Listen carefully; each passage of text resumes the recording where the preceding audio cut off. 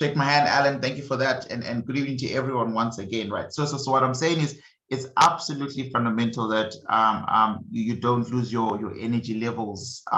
We will just keep going. We're going to finish. The course will not be forever, right? But I'm not going to rush through it because then it's weird. Like my job is to make sure you're as independent as possible, right? So anyways, yesterday we spoke about our toolkit, which I won't redo tonight.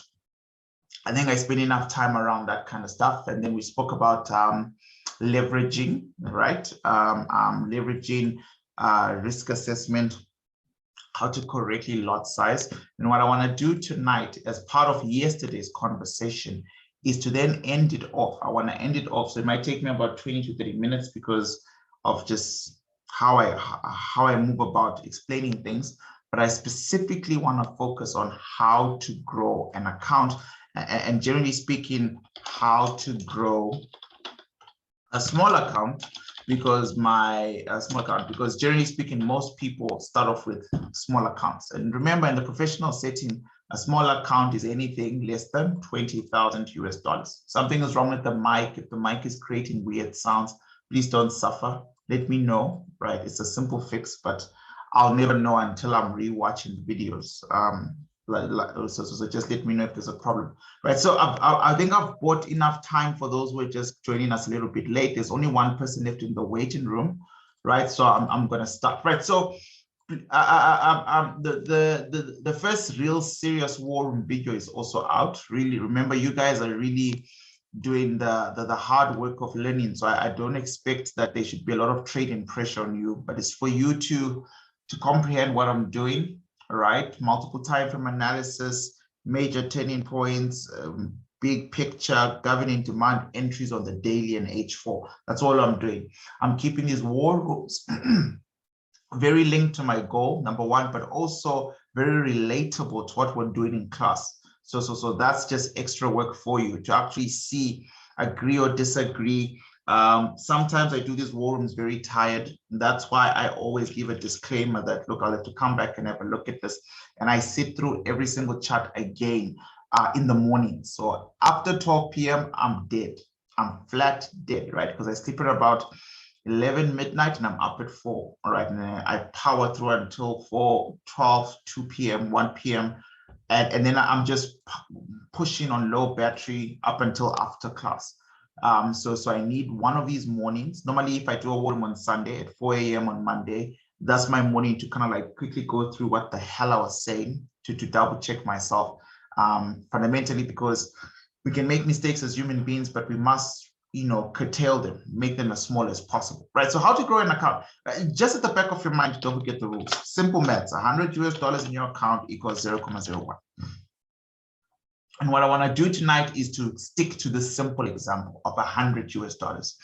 And this example can obviously be extrapolated into different accounts, $1,000 US, 10,000 US, 500, 200, etc. But I'm going to start off with the ultimate minimum. I want to see the ultimate minimum.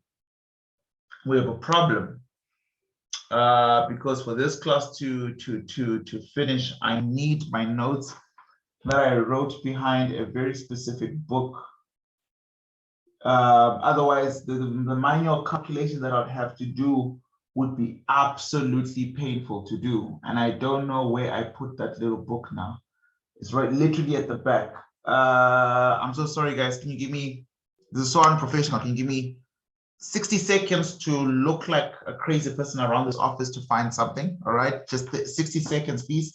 Just unmute yourselves, catch up with each other. I don't know. Just give me 60. Okay, I see the book. I see the book.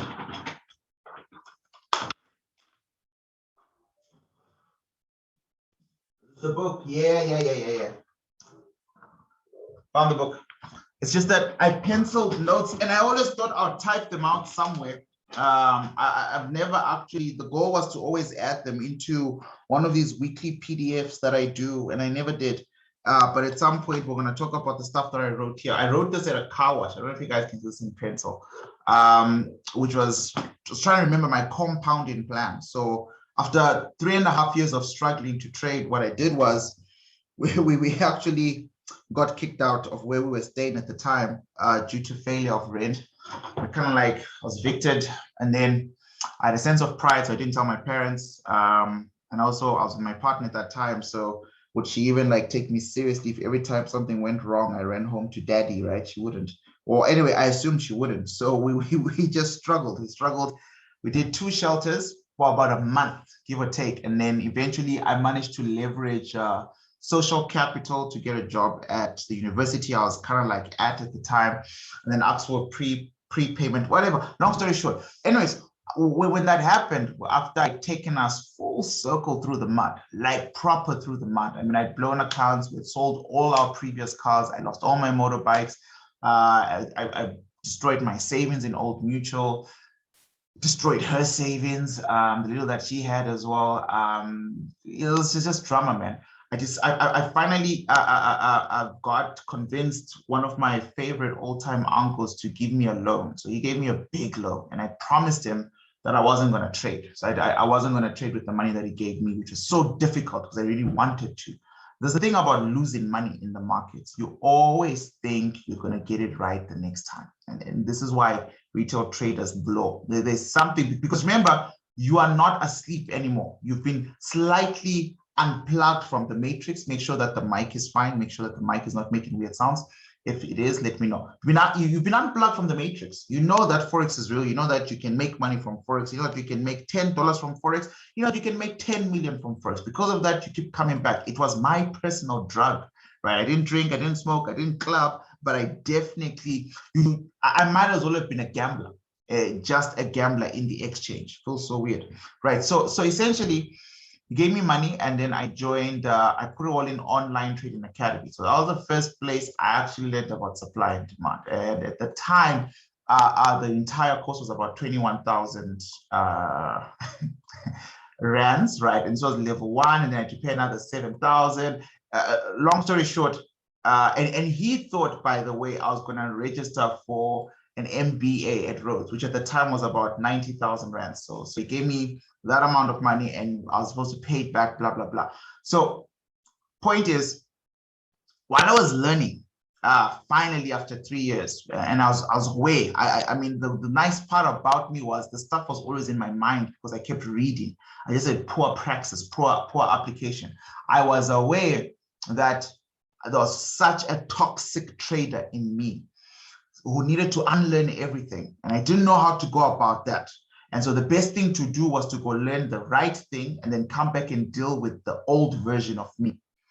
And I did the online trading course, and then I joined the Anton Creel, or I failed 3 exemptions to get in. And then when I finally got into the portfolio management course with Anton Creel, that was it. So those 2 big courses, like they cost me a lot of money, but both of them really changed my outlook to the markets. But I was still Leroy. I was not a trader.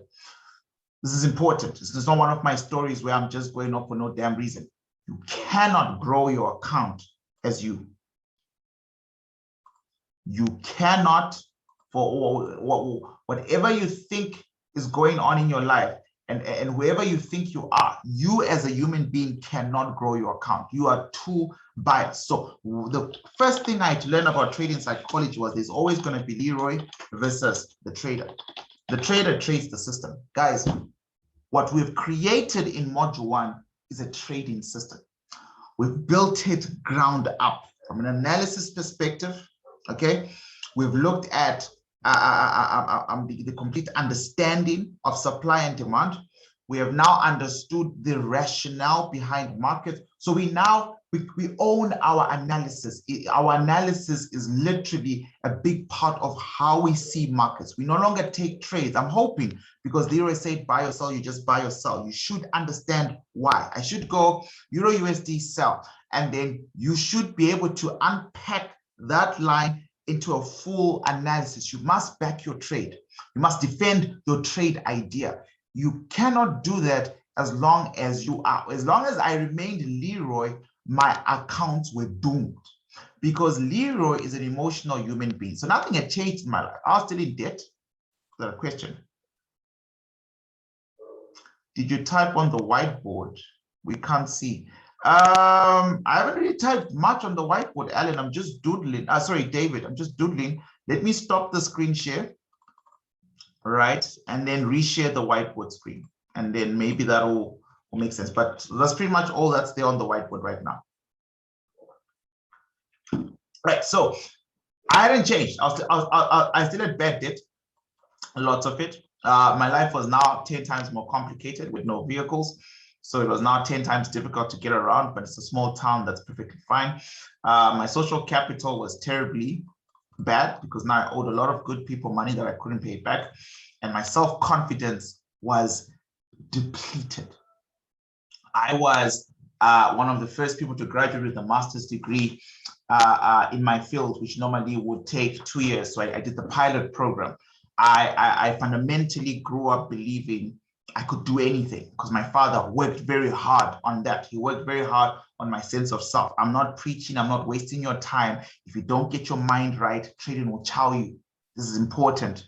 I swear to God, this is so important. Yeah, we spent 5 weeks breaking market mechanisms. It doesn't matter because if you, I don't know your life story. I really don't. And maybe I never will. Maybe you'll tell me parts of it in one-on-ones. I don't know. But your relationship with the money is the fundamental reason why me and you are meeting over the internet. Some of you are as far as the Philippines. Some of you are in Kenya. Some of you are in Zimbabwe. Some of you are in South Africa. But the reason why we are all here is the idea and the perspective of this intrinsic relationship with money. But the relationship with money doesn't start today. It starts from the time you are roughly 2 years old. There's a guy called Bruce Lipton. He used to be a biologist, and he became a neuropsychologist, right? From biology psychology, which is an interesting journey. He talks about human beings and their journeys, right? And he talks about the socialization of children, and that you've got 7 years to program a child.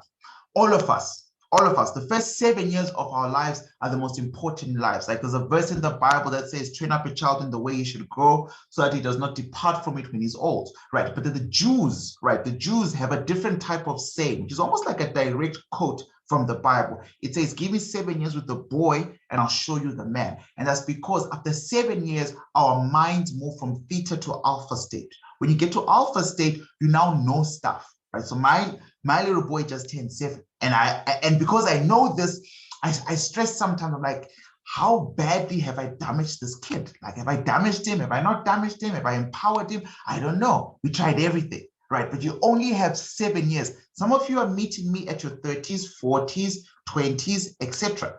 You have so much undoing to do before you can fundamentally really start to enjoy the benefits of trading. Here's the one thing that's going to save you.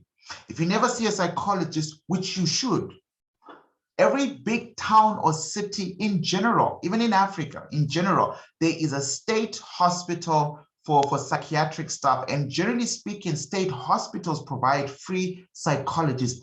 Go visit a psychologist and just talk about your life. It doesn't mean there's something wrong with you. There's absolutely nothing wrong with you, right? And even if there is or there isn't, it doesn't matter. There's no stigma behind psychology. The best trading firms in the world have 2 to 3 in-house psychologists. Now, it's interesting because according to my research in Africa, especially in South Africa where I am, there isn't a single a specialist when it comes to trading and psychology. In America, it's a norm.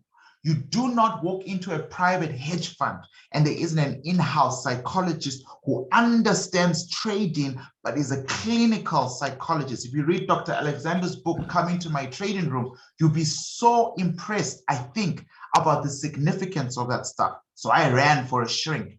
I needed one. It's an important routine because this person here, you see this person, Leroy always, till today, always gets in the way of the trader, always. And it's difficult to see on time because Leroy's mindset is thinking about a lot of things, family, life, goals, bills, targets, etc. The trader, right, only needs one path, the thing that Douglas is talking to you guys about, discipline. A disciplined trader trades the system. You need to transition to that. That means Whatever broken and not so broken, because I don't want to offend anyone, but in general, most of us have a terribly broken relationship with money. You don't want your broken relationship with money to affect your trading, and it will. You meet people. It's the fascinating thing. I mean, I just did an introductory video to last night's class because I'm telling people that I've got a big target of 16,312. The last time I did a target campaign, I think was in 2020, before my daughter was born, and the target was 20,000 US dollars around, and then we raised that for psychology scholarships. And those psychology scholarships were for people who are going to do a master's degree in psychology linked to trading, because there's none. There isn't. So we are literally starting that, right? It's going to take 3 years for these guys to finish their PhDs. It's going to take them, we're going to have to fly them overseas to get a lot of experience, because who's going to teach them? I can't teach them that stuff. I don't know. I know what I know, right? They need to come and teach me. They need to come make me better 3 years from now. So that's the investment in them. But when I did that campaign for 20K, it's like this. So I run war rooms, and then I'm like, I'm taking this trade, I'm taking this trade, I'm taking this trade, I'm taking this trade, I'm taking this trade. It was so easy to see how quickly I lost people. It wasn't because the trades were going bad. I mean, we're trading on a scale of probabilities, right? So let's say 70 trades are perfect, 30 are misses. The 70 that go well, I get flooded with messages. The 30 that go bad, it's terrible for those guys because they've already over-risked. So this 30 knocks them out. It's amazing how you can run 10 weeks of risk management seminars, but because of a broken relationship with money that people never investigate, your trading accounts go nowhere. So I'm about to teach you how to grow a small account. It's going to be mechanical. It's going to be back to supply and demand. It's going to be linked to last night's stuff, but it won't work if you don't kill this person when you trade. When I trade, I have to shut down. I simply trade the system. Now, you know, one of my mentors back in the day said, try hiding your P&L. Your P&L is your profit and loss. So don't see how much money you're up or down. And it worked for a while, but it became dangerous, because then when do I know when to add? Because I need to see if my equity is up or if it's down. If it's down, I can't add more positions, blah, blah, blah. But I took the idea to that. And I think what he was trying to tell me, and I really want to, you know, say it in a better way tonight. Once again, guys, I'm so paranoid. Sorry, can I just do a quick check? Is my mic coming across clear? There's no weird noises, because I can feel it dance under my chin. Can just one person confirm that I'm coming across clear? Yeah, you're fine, Leroy. I'm fine. All right. Thank you so much. Very clear. All right. Thank you. Sorry. So I'll just drop the paranoid. I had to redo a 2-hour video, guys. So I'm like, damn. I need to pull out my old setup. I've got a hanging mic somewhere in the storeroom. I need to find that stuff, right? So long story short, what one of my mentors was trying to say, I think, in his methodology, because he saw us struggling with this. I struggled with this for a year. He used to make me only cash out $1. His question was, Leroy, can you keep $1? And this is after paying thousands and thousands of rands, and now technically US dollars actually for a course to cash out and keep $1. And can you do it routinely? 365 doesn't come out of nowhere. Like I had a routine. So I opened 2 big trades that I held for a year. I wanted to see it for myself. Do banks really think in 3 months, take profit in 1 year, blah, blah, blah? Could I hold a trade? I opened it, a sizable lot size, deleted the MT4, MT5, and never traded for that whole year. All I did was back test and back test and back test and develop my analysis after I'd learned proper stuff. And if I ever traded, I would trade $1, make $1. Make $1, because his question was to me, after 1 year of trading, can you keep $1? Most retail traders can't answer that because they don't even have that type of a perspective of their account. And they would make the most terrible entrepreneurs in the world. So you need to understand this. I'm about to teach you how to grow a small account, but I want you to go in not thinking about money.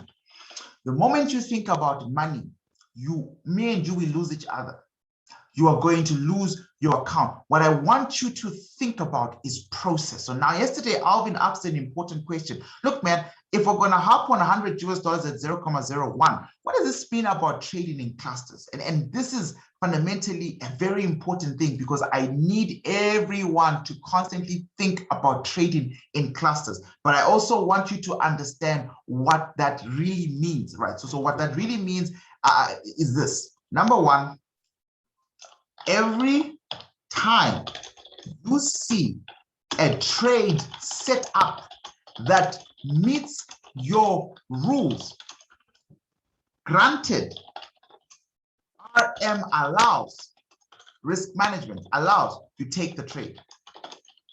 This is the one thing that frustrates me a little bit, and I don't like being frustrated, but it does frustrate me, is that traders forget or don't know or don't investigate. I don't know what it is, but they forget that this is a game of averages.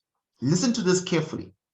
If I can guarantee, me and you were to play a game, this is you, this is our table for the game, this is me. And I told you, every time you flip a coin and the coin lands on heads, right? That means you win. And if the coin lands on tails, it means tails means I win. Every time you flip a coin, just a random coin, the most random act of randomness, if you believe in the goddess of luck, right?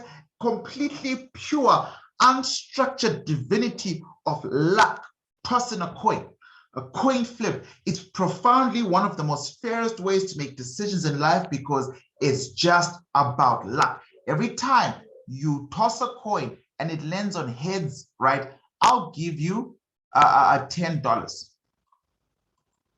But every time you toss a coin and you lose, that means the coin landed on tails, I will take from you $5. Would you play this game? Rhetorical question. I would.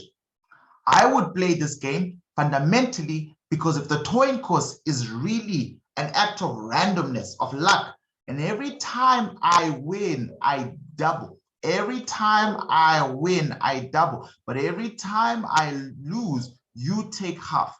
After an equal amount of coin toss, which is 1, 2, 3, 4, 4 in coin tosses. Man, I'm teaching this thing so differently today. I really hope it comes across with you guys. This is $40 that I'll have won, but in the process of the journey, I lost $20. Do you guys see that? Which means, really, if I play this game for the rest of my life, I remain a profitable coin toss person. This is how you approach trading and trading in clusters. No matter the reds, every time a setup, a chart setup is presented in front of you that meets our rules, and the rules now, you and I now know, the rules now include risk management. So for example, you can't take another trade if you start off with a small account and that small account is currently engaged at 0.01. When that 0.01 trade is done its job, hit take profit, hit a stop loss, or you've broken even. We'll talk about breaking even tonight, right? Then you can move on to trade number 2. But the basis of trading in averages, in clusters rather, to average out. You saw how you ended up averaging out on that coin cost example that I did, is the fact that you don't miss a single trade that meets your rules. You must understand your rules. Don't take every single random trade. That's not what I'm saying. I am saying every time you take a trade that meets our rules, and you've got good risk management, this, generally speaking, you don't have to be a guru in this stuff, guys. Your graph will look like this in Forex all the time. My graph, okay, one of my graphs that I'm proud of, that I'll always post on social media, looks like this. But it's a 2021 graph. So that's how I got into the 5%ers program. Still need to tell people about that kind of stuff, right? 5%ers program, top 5% traders. And they audit this stuff, right? I'm sure you've noticed one of my live accounts written 5% real. It's not a broker, right? It's an elite trading proprietary firm in the United States. But the long story is, most traders' graphs, including mine, many times in my life. Even now, I'm sure it will look something like this. What you're missing out on, which is the beauty of such a gradient graph, is the fact that there is this upward movement. This is all we want. At the end of the day, a mean graph to look like this. This is an account that was once upon a time $100 that went through the most here, $20 loss, $30 profits, $15 loss, $60 profits, and so forth and so forth. And now this account is $1,000 US. Traders along the way here get tired, especially at the beginning, especially if they're going to stick to a crazy person's rules like Leroy. I've seen on social media, you can't change your life on 0.01. Because of that, my second book is going to be titled the exact opposite, because this is bullcrap, guys. It is bullcrap. You cannot change your life by consistently losing money for fun in the markets. That I can guarantee you. In fact, I'd go as far as to say you can. You are hurting your trading psychology if you're not patient. If you can sit at a job that you already hate for a salary that will take 4 weeks that you already feel is too small, you can babysit your trading account that will change your life. I literally would not cry, but I was so frustrated with human beings. I watched Davinci's videos yesterday. This guy was in 2013 begging people to literally buy $1 of Bitcoin and hold, begging. Do you know how far this guy went? Do you know how far this black man went from Canada? He now stays in Dubai and runs what is called the Davinci Code firms, basically software engineering with finance, right? Like this guy was one of the first massive pioneers to really understand, because he's a software programmer. Bitcoin is, the whole point of crypto is the fact that for once, you can send money to only one person, not duplicate the ledger. That's the technology, right? But the value of the token is the influx of the masses, but that's neither here nor there. Do you know what he did in 2013? He created his own Bitcoin insurance, which is wild. He said for every single person who watches this video and buys just $1, just begging, I'm literally begging people to join the Wealthy in 3 Years program. It's $10 a month, but I'm giving you big assets that will change. It's like human beings and pushing them into the river to drink. This guy using his own money. I'm not this crazy, right? I want to help people, but I'm not this crazy. He wanted to ensure every single person's $1, $10, $100, whoever listened to him and bought Bitcoin, such that if one day they lost their $1, they lost their $100, they lost their initial capital investing in Bitcoin, because you can imagine how crazy you look in 2013 telling people this. You just imagine. He would then pay you back for listening to his wrong advice. So you buy Bitcoin, you show him proof, he would add your name up, blah, blah, blah, blah, blah, and say, I now owe Mary $1. In the event Mary loses $1 because Bitcoin was a lie. 2013. Out of the 10 people who watched his videos, there were always 7 dislikes. And so naturally the 7 dislikes did nothing. Out of the 7 dislikes, there were 3 people, and out of the 3, 1 person took him up on the offer. The other 2 enjoyed and just watched, just watched the content and then kept it moving with their lives for education, but never acted on it. 1 out of 10 people, every time he spread that message. That's just wild. And I'm telling you right now, statistically speaking, what I'm about to say, less than 1% of traders follow this through and through, because it starts off slow, because people don't understand compounding, which is how you grow a small account, by the way, which we're going to talk about tonight. And it's somewhere here at the beginning of the journey where people give up. So here's the hack. Forget about money. Master your system. We've built a trading system. Forget about how much the trading system, see it spit you out and spit you in. That's all you want to notice. You want to notice that every 10 to 20 trades that I take, I win 8 and I lose 12. Why? That's a system. All right, let's fix the system. There's a bug in the system. You don't abandon a system that has potential, right? You don't dump your soulmate when you're dating as boyfriend and girlfriend because they snore, right? Is it something that you can work on if you truly believe this is your soulmate? I mean, I'm trying to find relatable examples here. You work on your system. The next 10 to 20 trades, if you are diligent on fixing what you can, not everything, but what you can. I should stop rushing to close my trades.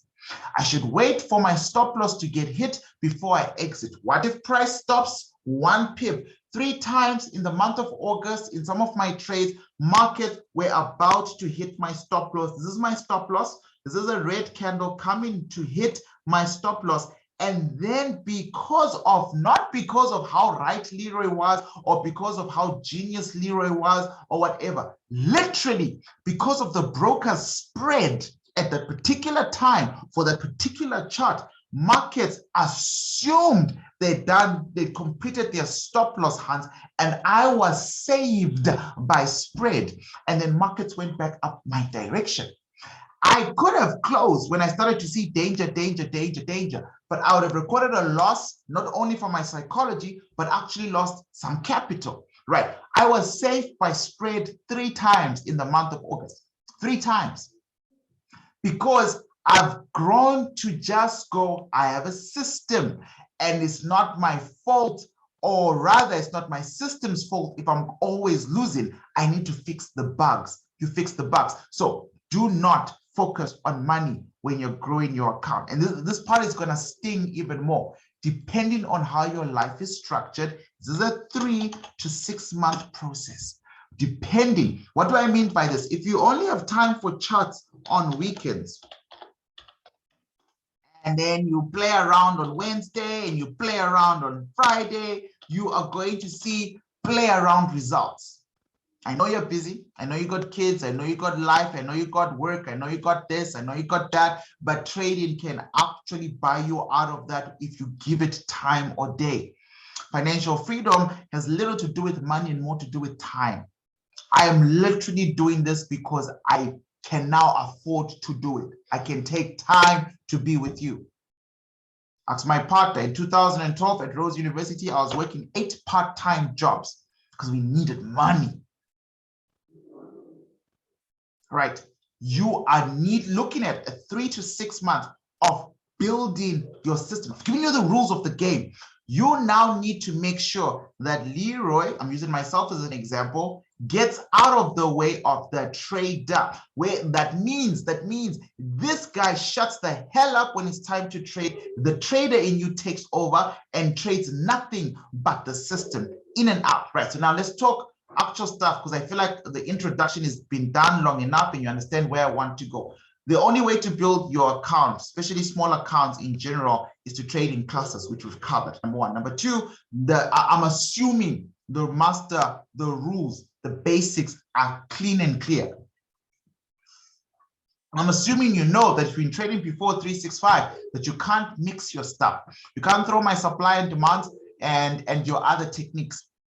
There are some tools that we're going to talk about in module 2, of course, which will work well. But in terms of mixing trading strategies, oil and water doesn't mix. Number 1. Number 2, you can't actually backtest what's wrong with your trading if your trading is a cluster of different strategies. Because sometimes there's nothing wrong with the strategy, there's a lot wrong with you. Sometimes there's nothing wrong with you, the strategy needs to change. You have to do a science experiment and isolate all components of your trading life. I can tell you right now, in the year 2021, the biggest pediment to my trading was the fact that I moved my entire operation home. And the dynamics have changed. My goodness gracious, I love my family and my family loves me, but once in a while, my family forgets that I'm a full-time trader. If you're in a situation like that, it is going to terribly impact you, right? So I have many meetings, and my partner, oh my goodness, she's the best person for that in my life. She protects my goals and dreams. Leave Leroy alone. He is trading. Don't, hey, stop.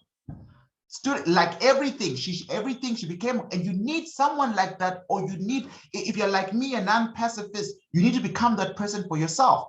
because it's all going to affect the amount of time you put in. You have to isolate every single component on your trading line. Because remember, we all have relationships with money that we need to investigate, all right? But enough of that about that kind of stuff. The first thing you need to look for fundamentally when building a small account is mastery of the rules, da-da-da-da. The next thing is you need to understand how the game is played. $100 maximum account in this particular example at 0.01 is not a handicap.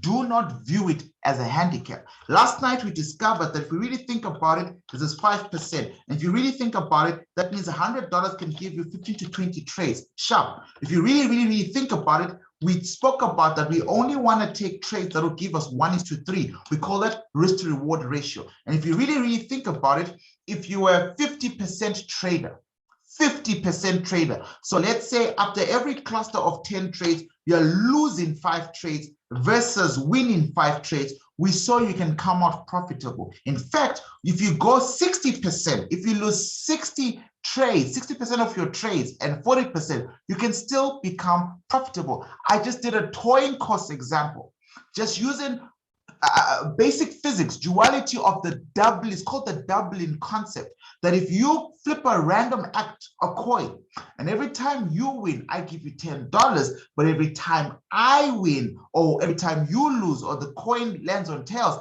you give me $5. On average, you should still become more profitable than how you started. This is risk to reward ratio. The first way to grow an account is to have a strict criteria of the type of trades you take. So you only take trades that will offer you 1:3. It's a 365 standard 1:3. We call this our minimum. This is going to change every time you trade in clusters. Listen to me carefully. I don't want to repeat last night's example, so let's do a new one. I got $100. Now let's say you're going to lose 7 trades, and you're only going to win 3 trades, but you are going to take it easy. You're going to start off small.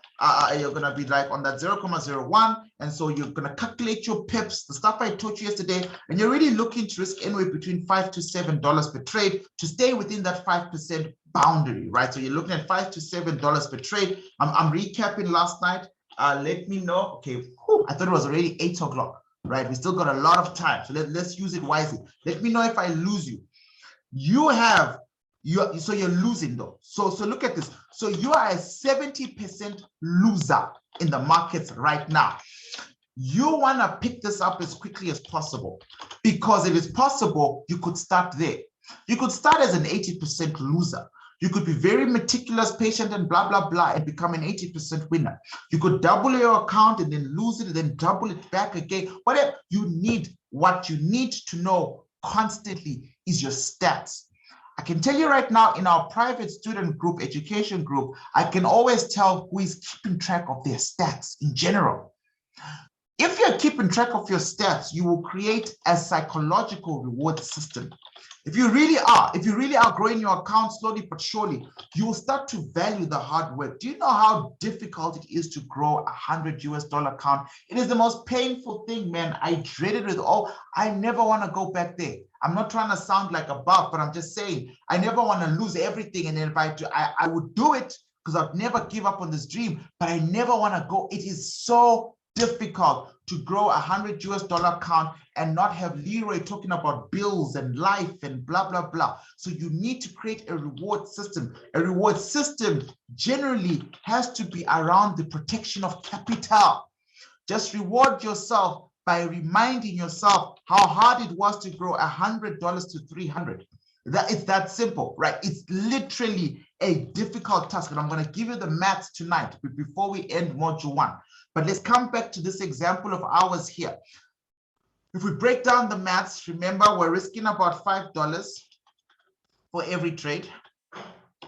$5, what's going on here? $5 for every trade. You know, yesterday when I did the maths, by the way, none of you guys corrected me. So because that was a little bit wrong, but we over lost. But if you think about it, yes, last night I said we're going to take 10 trades. Oh, no, it was correct. Sorry, it was correct. Never mind. So 10 trades, you lose 7. Or even better, Out of 100 US dollars, you're losing 7 trades per cluster. However you want to work it out, the percentage is going to be the same. But every time you trade and you win, you've got about 3 wins. Now, if you do the simple maths, you're risking about $5 here. That's $35 loss. Is that someone? How do you pick your charts for analysis?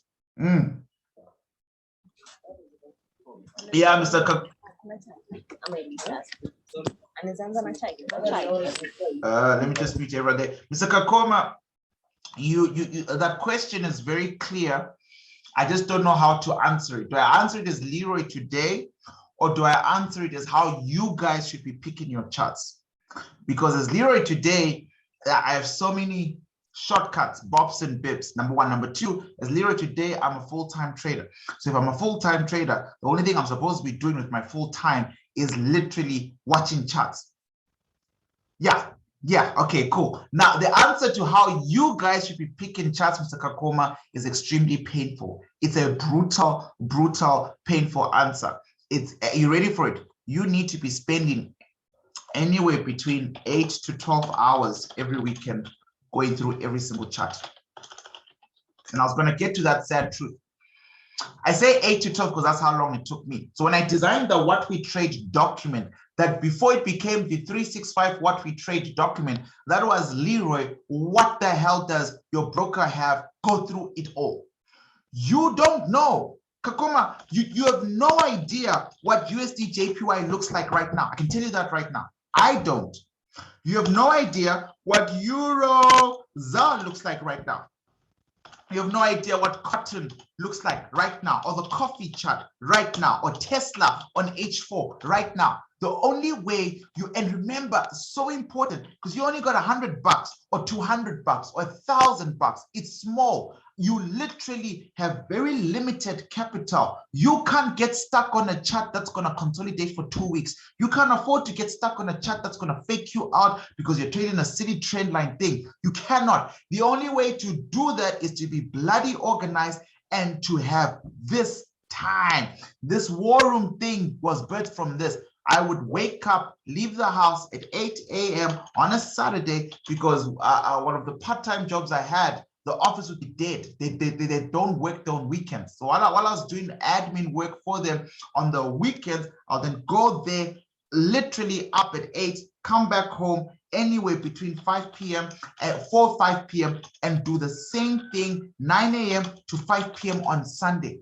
This was the only way I knew that, all right, I went through a massive number of charts, sometimes between 30 to 40. I'll start to get very confused. It took me a long time to refine that stuff. And then after that, I had to start narrowing it down. 30 to 40 is too much. I only got $100. It's too crazy. So what's the best? It's not about what you like when you're starting to trade. It's about the highest probability setup. What that means is, what is this? Where I'm looking for a clean, clear textbook supply and demand trade.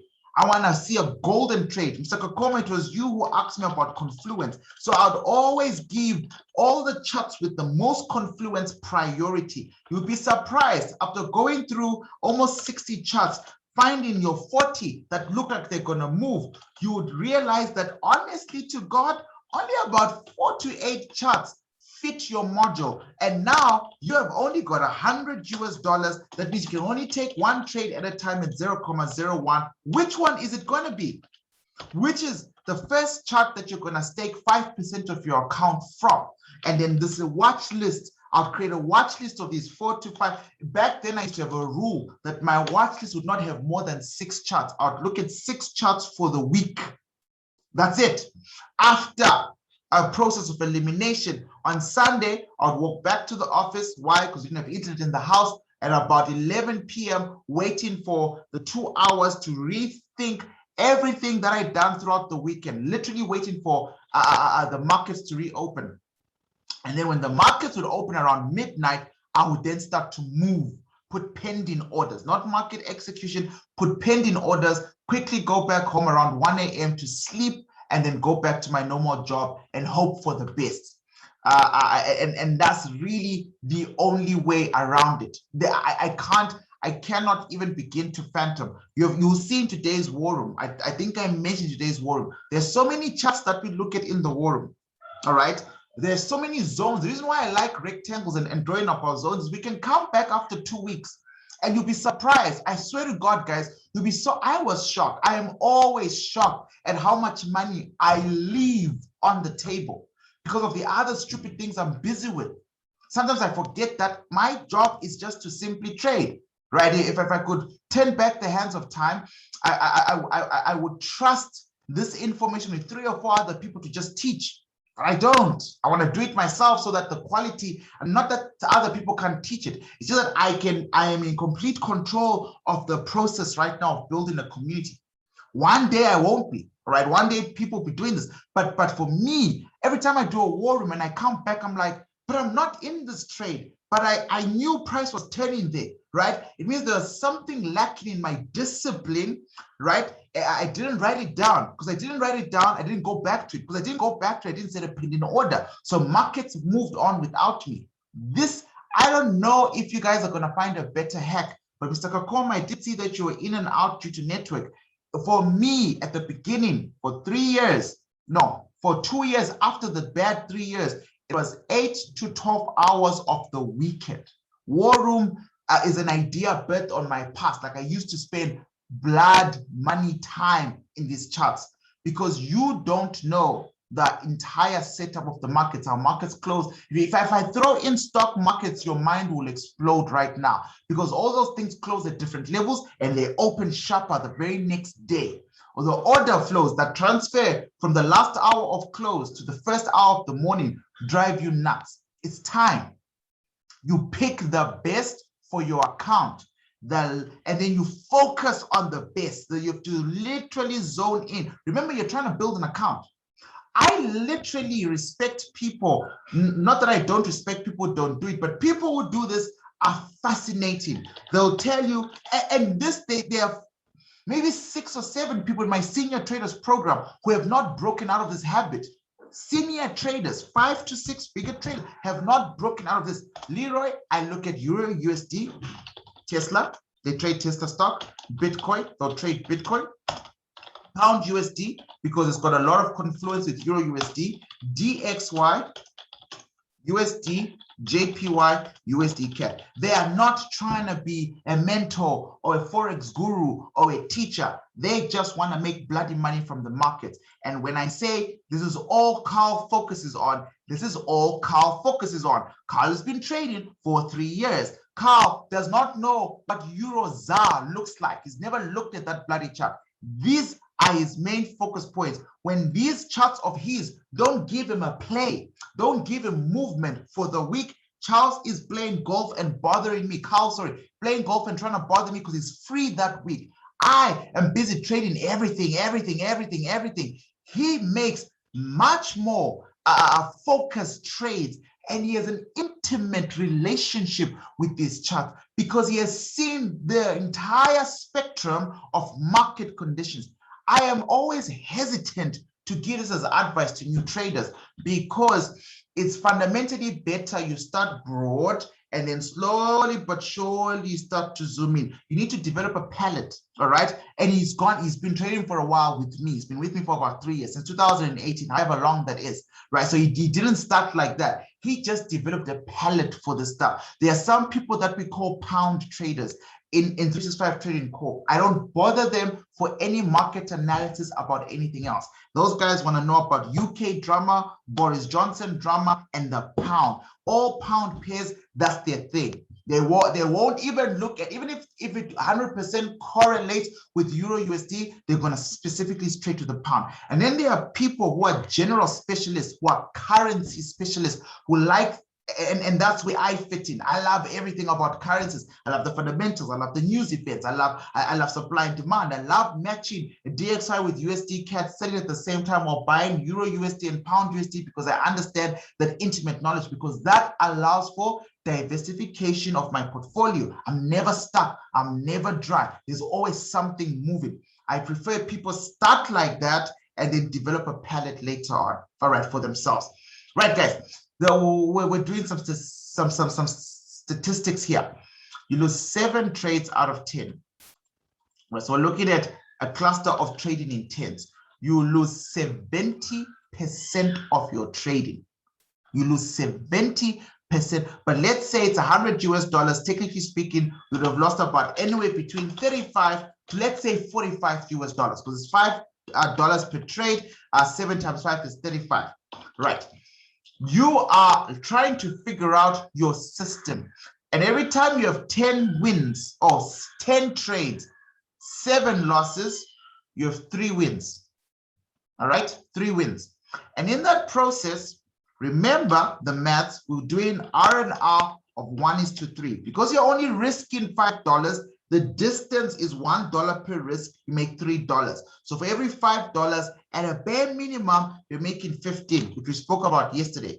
It means for the 3 trades that you're going to win, all right, remember each trade you're making 15, you're going to average out. And can someone do some quick maths for me? My brain is dead. That's 3 times 5 there is 15, carry 1, 3 times 1. I'm making about $45.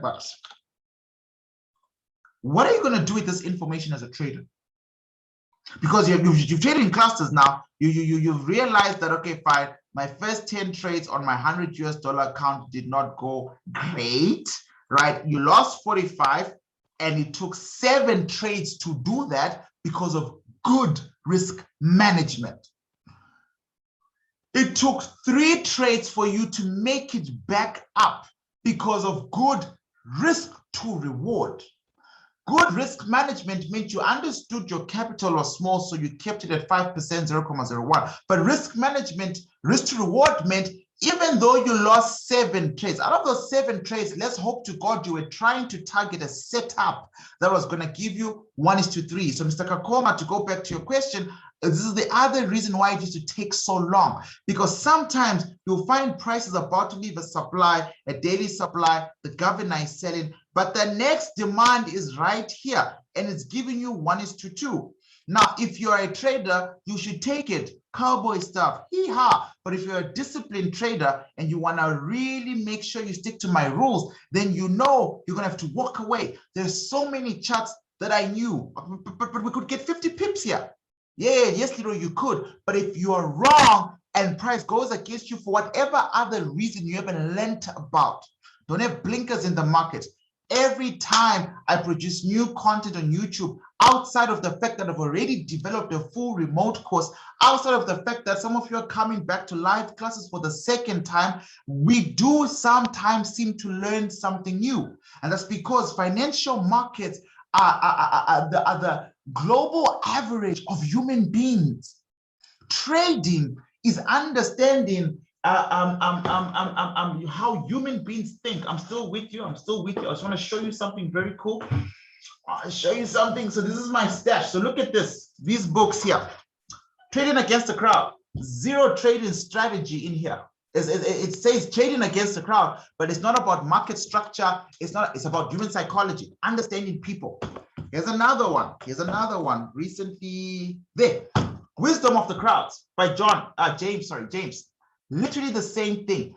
Financial markets are like a living hybrid of millions of people's minds. That's why it's predictable but volatile, which makes it unpredictable. That's why people like to say silly things like, oh, no one can predict where the markets are going, because human beings are up and down, right? If you've stayed with someone long enough, and let's say you love them, you can't claim you love them all the time. They've got their days where they piss you off, then there are days where they're happy, and then there are days where you tolerate each other. That's human beings, that's markets for you. No blinkers. Statistically speaking, coming back to this thing, 10 trades of your $100 and you've almost lost half the account, but luckily enough, the last 3 worked out, or what out of the 10, 3 random trades, 3 random coin tosses gave you back $45. So we keep the R&R. The R&R is working. This is extremely important. Without the R&R, you would have been screwed. But this, for you as a trader trying to grow a small account, you don't stop there. You take my trading journal, right? Trading journal. As soon as you guys are done with the remote, with our live classes, I'm going to give all of you access to the remote course. And you're going to see the trading journal in there. And I think I need to simplify it for some people, put a second version so that some people find it, not user friendly, which is fine, right? I can dial down some stuff, just to help you guys there. But these are your statistics. This is not enough. You don't just stop here. This is telling you, let me interpret the data for you. It's telling you that 1:3 might not be the best risk to reward ratio for growing your account. 1:3 in cluster one. What's cluster one? In the first 10 trades you've taken, helped you break even. You lost 45, made 45. You didn't grow the account, right? You did not grow the account. So statistically speaking, you need to change the trading setups you're taking. So for you, things get a little bit harder at the beginning if you start off like this, because now you need to chase trades that will give you 1:4 maybe. Does that make sense? Because right now you are a 70% loser in the markets. For you to average out, even though you are losing, for you to average out profitably, you need to be picky with your setups. Maybe you're losing because you don't understand it's a news event. Maybe you're losing because you're still learning something. We don't know yet why you're losing, man. We'll investigate that later. But we do know that you are losing 70% of your trade, and the only way you can maintain your capital while you go through, remember the gradient, the ups and downs of price, you need to increase your risk reward, which means you don't take a trade setup that doesn't offer you that buffer. Because like the coin toss, any one of the coins could land on tails. You don't control that about luck. What you do control is every time price lands in your favor, you take enough from the market to keep you going. Temperature check, please. Is that clear so far before we go to the charts? Because if that's clear, I can now build on that stuff in terms of market structure. Temperature check, everyone, please. Are we good? Are we good? Are we good? Are we good? We good. Thank you, Jay. Thank you, Alan. Thank you, Arvin. All right. Cool, clear. Fantastic. Thank you, Catherine. All right, cool. Netflix is not being watched tonight. People are with me. I appreciate that. Right. So with all of that being said, we're going to start off with a 1:3 because I call that a minima, because generally speaking, 1:3 is a nice way to start. 1:2 is actually popular. There's nothing wrong with it. I just don't trust. I don't like it. There's some people take risk reward ratio setups of 1:2. That means for every $1, as long as I get double, right? So if I'm risking 15 pips, my take profit is 30 pips. This is 1:2. For every $1 I risk in the markets, I get 2. And this also assumes at the very least, you must be a 50% loser. That's the maximum number of trades per cluster you can lose for this to work out. The moment you mess up and you start to lose 55% of your trades, 1:2 can't cover you no more. Does that make sense? Maybe it does, maybe it doesn't. So let's do it in another example. Let's say trade in cluster 2 now. We're going to do 10 trades again in cluster 2. You only got $100. You lost 45, made 45, you broke even. So now you're fixing a couple of things. But let's say that week you become impatient because a week has gone by after doing this great course and the millions haven't shown up in your life. You're like, what the hell is going on? You're like, you know what? This guy is crazy. Why would I wait for 1:3 setups when I can easily use 1:2, right? Remember, you're a 70% loser. Here's the problem. Again, you thought you fixed the problem, but you didn't. Out of the 10 trades you take, you lose 7 trades. But you're a good risk manager, so you haven't increased your lot size, and you only win 3 trades. Look at what risk to reward ratio is going to do. You only win 3 trades. Now, because of your 1:2 approach to price, which unfortunately would be better suited for a 50-50, 50 wins, 50 losses percentage-wise. You're a 70% loser, 30% winner. What that means is for all the 7 trades you took, you risked about $5 to $7. Let's make it 5, right? So there we go. You're losing about 35 to 45 bucks, depending on how big the areas of values are. But every time you won, right, you won 3 trades, but specifically every time you won, you're closing profits at $10. For every $5 you put on the markets, you close profits at 10, right? Because 1:2. So you only won 3 times. You only won 3 times. That means you only won $10 times 3. Do you understand? Because you risked $5 3 times and you won 3 times, but you're going for 1:2, so you took profit every time you got your R&R. So you've made $30 in the wins. See how your life changes drastically now because of your risk reward ratio. Nothing to do with supply or demand or strategy or structure. Just from a pure business perspective, you are bleeding every 10 trades. You bleed 45 bucks, 35 to 45, which means by cluster 1, you broke even. You lost 45, you made 45. So in cluster 1, your trading journal will look like this. Cluster 1, you still got $100, right? This is cluster 1. Cluster 2, different story, guys, because now you've lost about 35 to 45 bucks, right? So that's 100 bucks. What's the in between here? So let's say 40 bucks. So you've lost about 40 bucks in the markets, right? So that puts you at $60. And then when you eventually got your 3 wins, because you're still a 70% loser, but because you've got this as an R&R, you've only made $30. Do you see what's happened? So now think about it. Think about this, because human beings, we talk terrible to ourselves. We don't affirm ourselves. We've got people come into our lives in our relationships who break down our self-worth, self-value. Our parents didn't do a good job raising us. If you grow up on the south side of the world, Black parents have a lot of reimagining to do. Why is this important? It affects our relationship with money.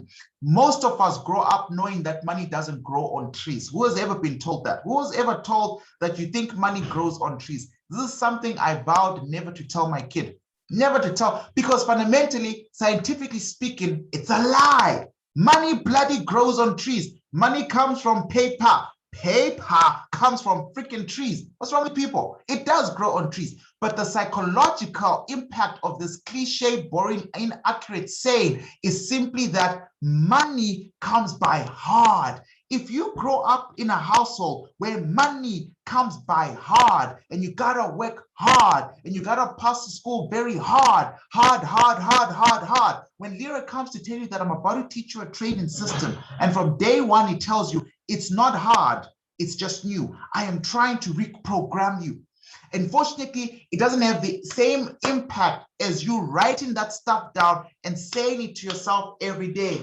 It's not hard, it's new. This is wrapped up in sellotape because it's as old as 2019. It's not hard, it's new. You're going to make $90,000 in this quarter. It's not hard, it's new. I had to reprogram myself. It doesn't matter how kind our parents and grandmothers are to us. They fundamentally, there's a theory in our field called socialization, which is human beings reproduce human beings in the same way they were reproduced. It's a simple factor. This is affecting this. You are going to find yourself trying to squeeze money out of the markets. If you lose trades, you're going to go back in again to squeeze money outside of the markets. Look at your account. But it's not just look at your account. Your account is not $90. No. That's not enough. That is not statistical analysis about the clusters. The power of the clusters is you have taken 20 trades. Remember, this is now cluster 2. After 20 trades, you're not moving forward, my dude. You're moving backwards. What do you think is going to happen to cluster 3? You can't keep making these same mistakes. All right. I know everyone had already done a temperature check. Shake my hand, Sheila. Appreciate that. I know everyone had already done, I think I saw someone say shake my hand, or was I mistaken? I don't know. Sorry about that. That was random. But I thought I read somewhere that someone says shake my hand. Right. So you cannot ever assume, this stuff is not important. Now, I did a temperature check. You guys said you understand all of this. Here's the mechanical side of things. I'm going to go to the charts today to build it. You got $100. Do not forget my example. Interesting story. Remember I said yesterday, we're not going to sell at this level, pound USD, right? This is why I do not want to sell at pound USD. This is why.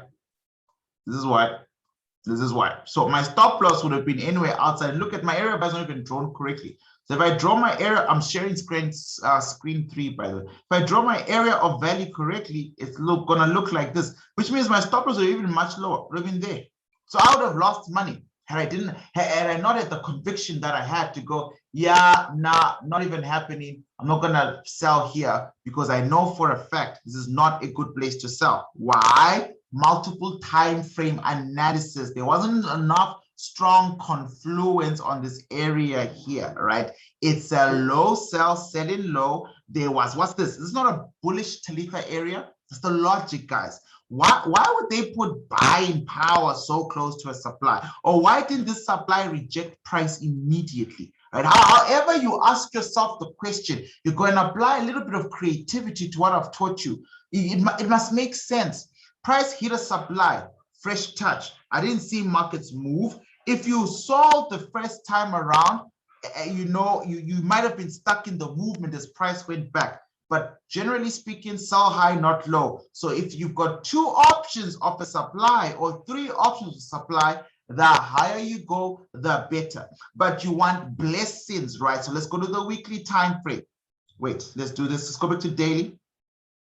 Let's make this red so we can see it. So I'm highlighting this daily area of value with the dark red. So somewhere in here is my daily supply. I need to see confluence on the weekly. Do you see the weekly chart? Do you see how on the weekly chart, there is no supply on the weekly. The weekly couldn't be bothered. The weekly was just moving down and doing its best to remove a weekly demand. The first time there's anything remotely close to a supply is this complicated 365 pattern up here. And if you do something like this to the weekly chart to cover the complicated 365 candles, you can then start to negotiate between, an area of value this big and a reasonable body that looks like this. And then we make this area white.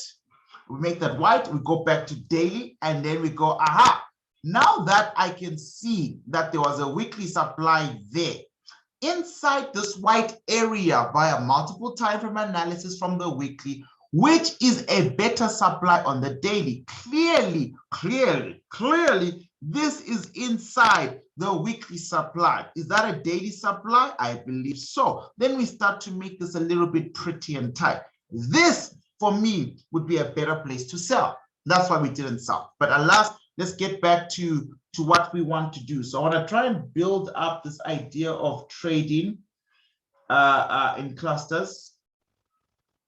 Number one, man, sorry, I feel so bad for you guys. You guys are struggling with network today. It's kicking you left, right, and center, but it's not my network.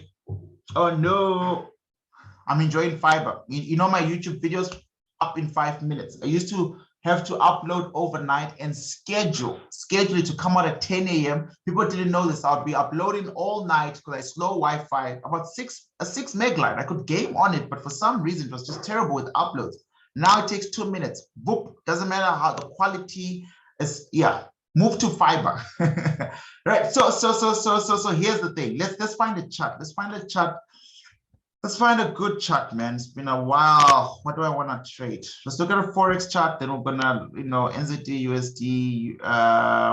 Actually, there are a lot of charts that I need to look at for these war rooms. So I've done cluster 1. Let's look at the first chart of the war room videos I'm gonna do tomorrow. Pound CAD is the first one.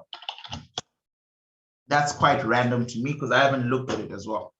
Pound CAD. I'm sharing screen 3. Yeah, okay, I have. So we're talking about how to build an account.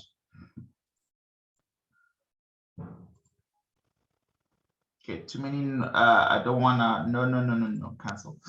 Right, so let's go to Saxo, a clean broker with no notes. Okay, well, there are so many notes and zones here, but we can move on. Right, so I've got pound CAD here.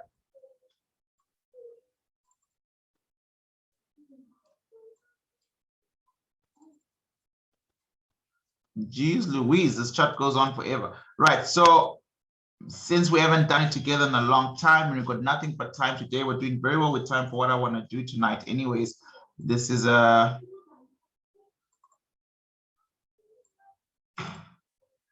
usual major turning point supply. Never leave home without it. Seems to me this is a fair place to call a major turning point demand. This will be a perfect place to draw a structured change of money, broken trend line. But I'll teach you trend lines in module 2, but I'm just saying for my eyes, I can't ignore it. It's like right there, it's shouting at me, supply to demand, this demand breaks the bearish structure, and then markets come back to retest it, and markets are now trying to make their way back. So price is in the process of becoming a buy profile asset right now, because the sell profile nature might have come to an end, but only time will tell. Right, but let's remove this.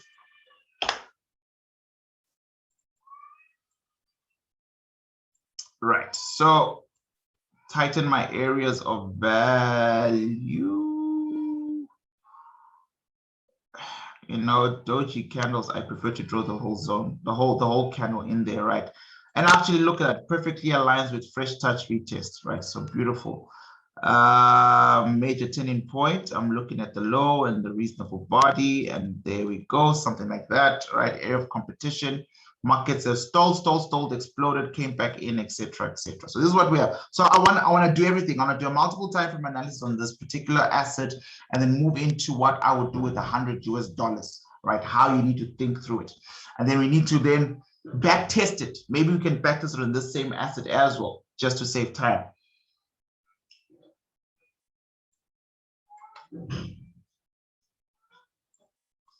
Right, so now I need to identify my immediate areas of value on the governing time frame. It's not enough that I've got major turning points. I need to know the few, and this is the latest leg, right? When I talk about legs, we'll talk about this a lot. When we talk about Fibonacci, we'll talk about supply and demand curve, etc., etc. But somewhere in here, surely, is the playing field of price in terms of immediate areas of value. So let's talk about some obvious ones. Supply and demand, number 5, turning points. You should know it. You should know it immediately. You should be able to identify it. 365, bearish engulfing candle, whichever one you, depending on your level of advancement in my course, you see what you see right there, right? So we can work with this. So we've got 2 supplies. Now to locate some demands, if any. Whatever was going on here was broken. It was broken. So no longer important, right? So markets literally broke it, because markets will always seek out a lower demand. So markets went for this demand here. That's okay. When markets were going back up, supply and demand, number 5. Again, turning points. Why? Because it's there. All right, markets were coming down, markets stopped coming down, they gave us an imbalance, markets went up to supply, price moves from supply to demand, demand to supply. Therefore, when it left the supply, markets then started to come down, and etc., etc., etc. Right, so this is old school. It's right there in front of us, right? You would see it even more efficiently like this. Right, on its way down, they created a supply. That's to say that's a new supply to keep price low. Markets then left. When markets were coming back into that supply, markets went even lower to collect more buy orders. When markets went lower to collect more buy orders, market came back strong to break the supply. And now there's no supply there. There's just one above. And then markets started to really range and trade sideways like that, right? So very difficult to find a bottom right now, or rather a demand, but I would do something like this. I would do something like this, and I'll tell you why in module 2. Right, but it's still glassy face. It's not like the best place to trade. Now I'm lying. This is ugly. I wouldn't take a trade there.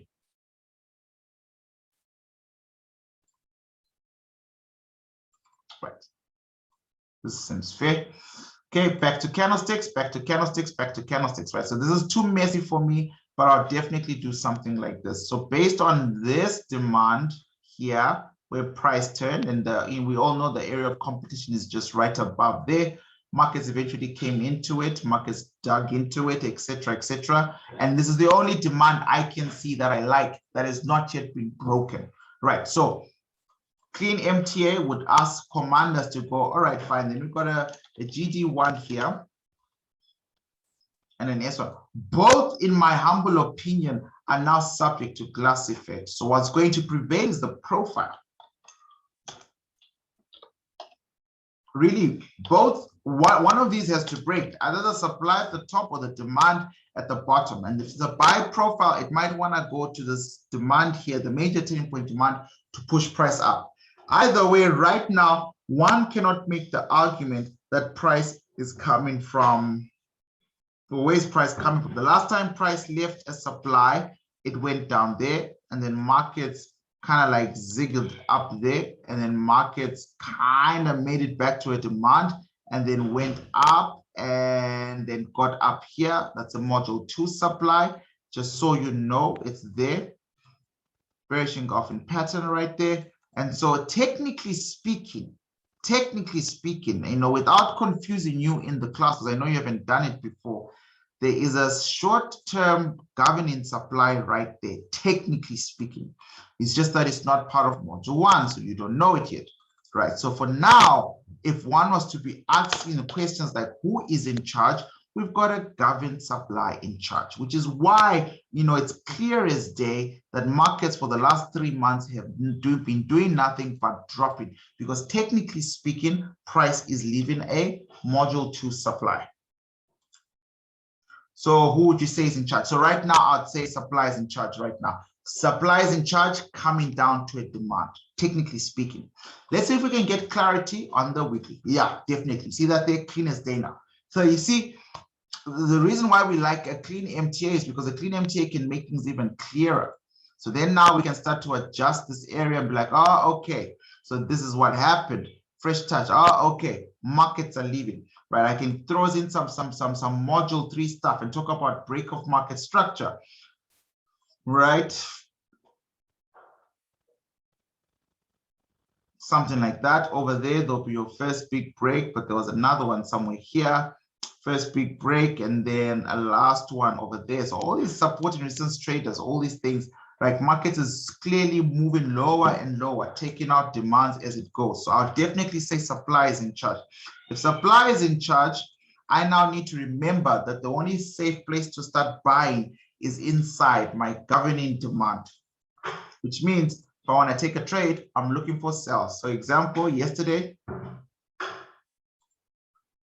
on the daily time frame yesterday, we got a 365 candle, which was an indication to do what? To start selling.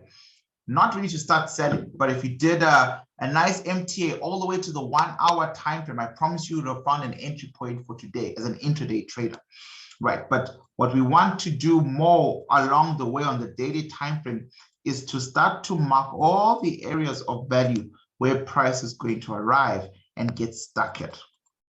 Right, so as soon as I get an imbalance in the next 3 trading days, this will also become a supply. Or this thing will become a supply as early as tomorrow, because in module 2, bearish engulfing patterns don't require the imbalance rule. They are themselves a supply, but we'll explain all of that. But now I can see that I've got supply upon supply upon supply, all right, which is fascinating. And my take profit target will be all the way down there. Right, all the way down there. That's where, somewhere here, that's where my take profit target will be, because again, we won't stop selling until price gets to the next person who's in charge, which is a demand.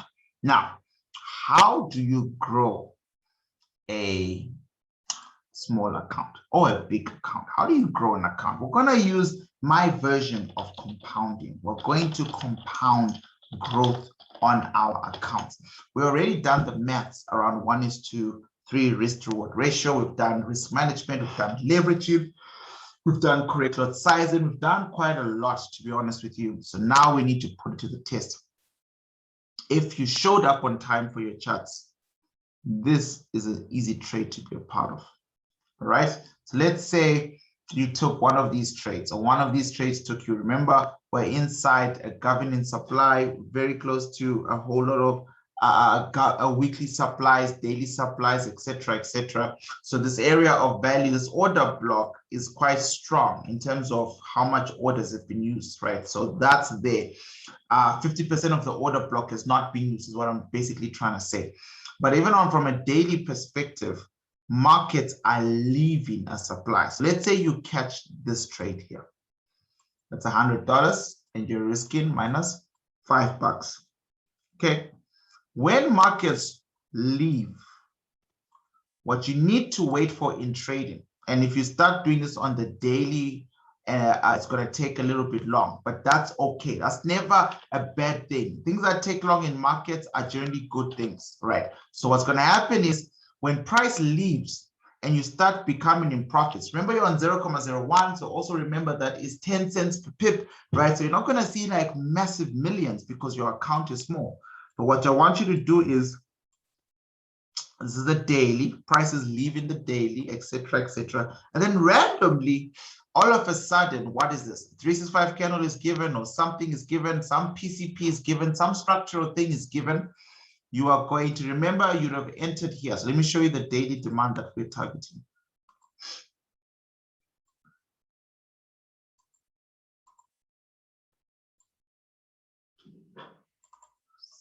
Like that. This looks broken.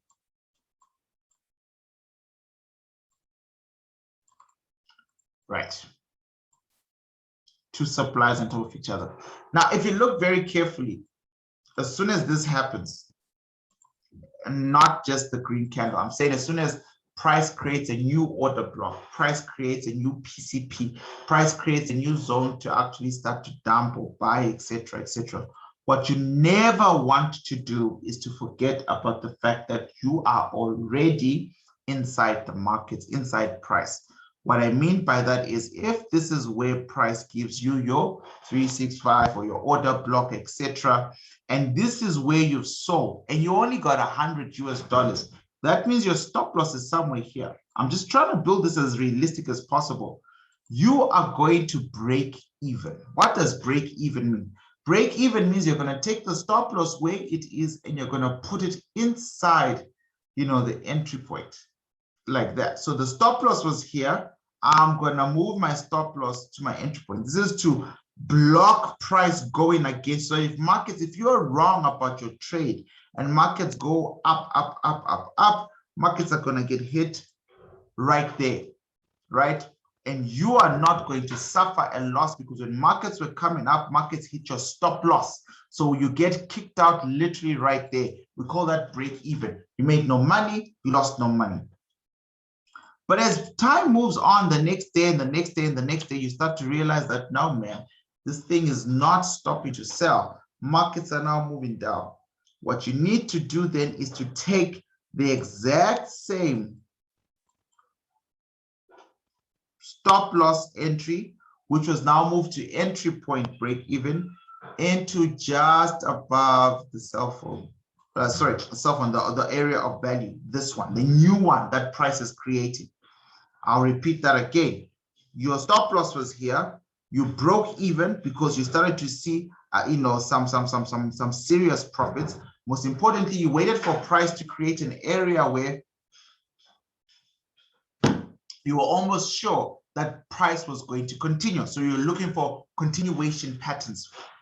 When you receive one, not now, not just randomly, when you finally get a continued confirmation of a partner, or partner, a PCP, whatever you want to call it, if you go continuation of a trend that this thing is going to go down, this is potentially, remember, a new place you could enter a new trade if markets come back and if markets give you an imbalance.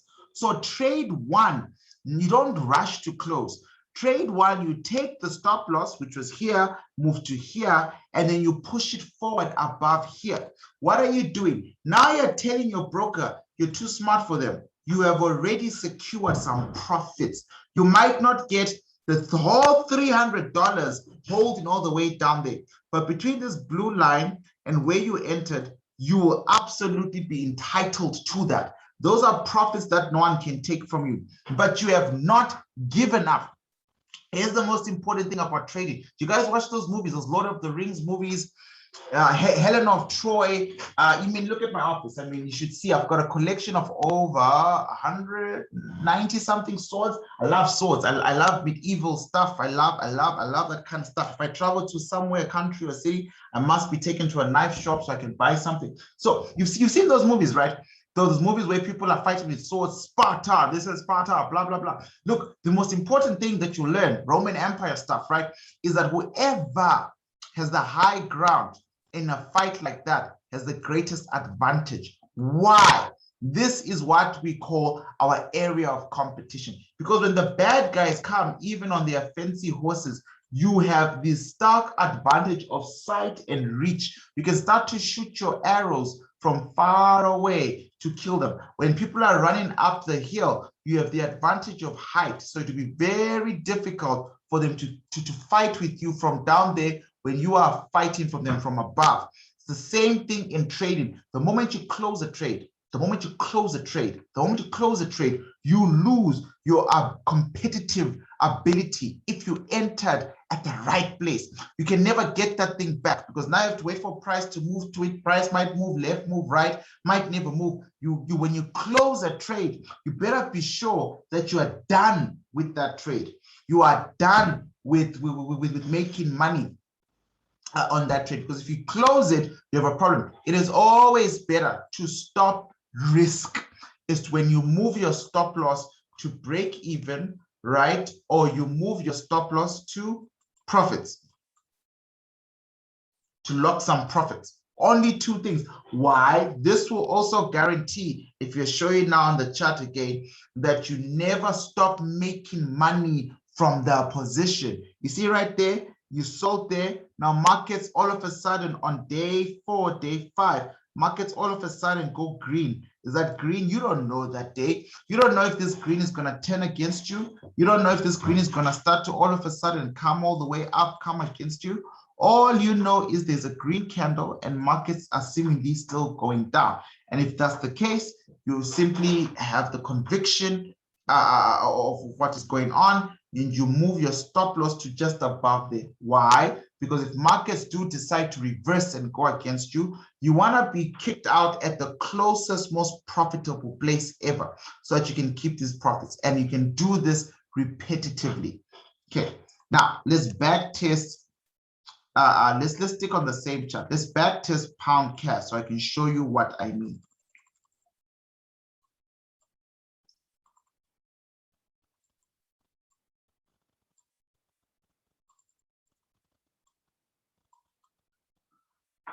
Right, I have a supply here. I don't know if it's a major turning point supply. It's just a normal supply. I could be wrong.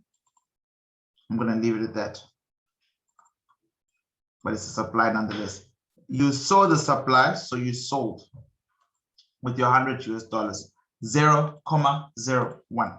And then price started to drop. As price was dropping, you were taking note of this. Oh, okay, look, complicated 365. As price was dropping, you knew this was going to happen.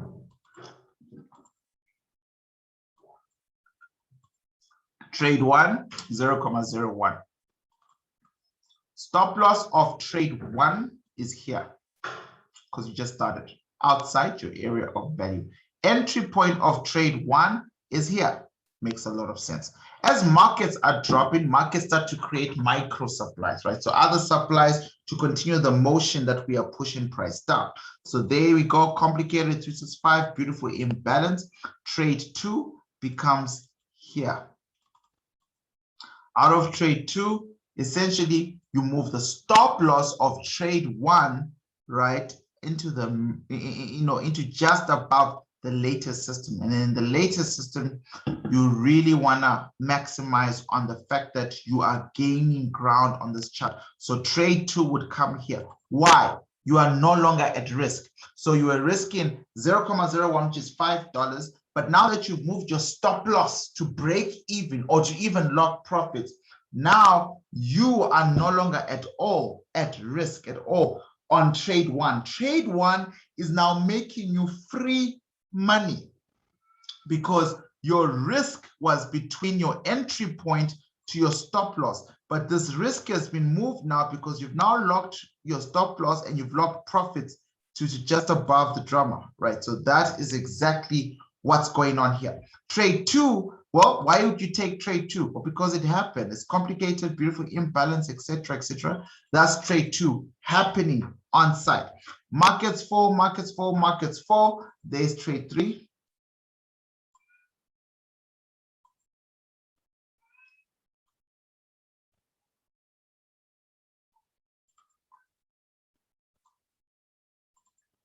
Something like that, trade three.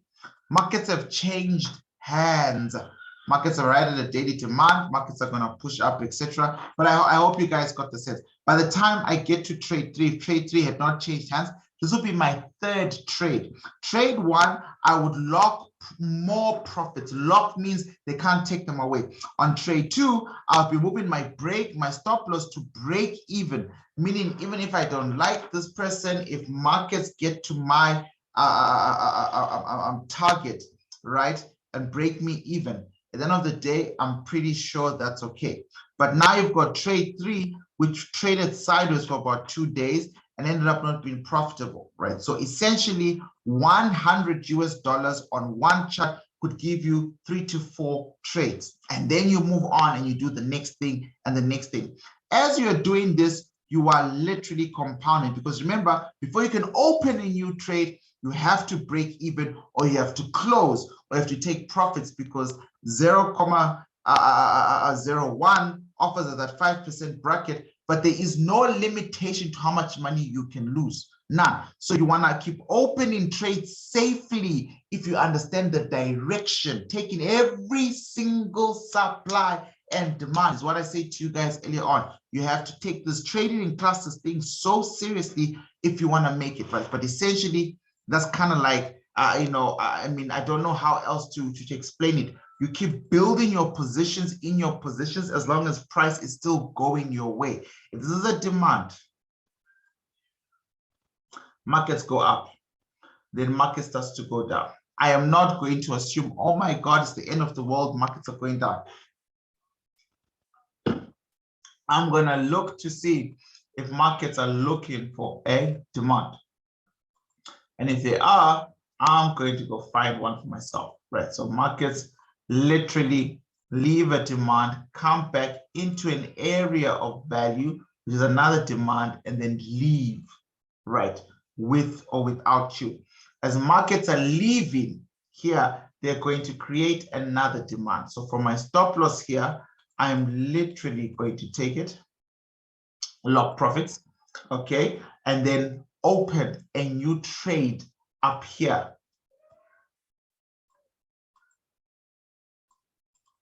Like that.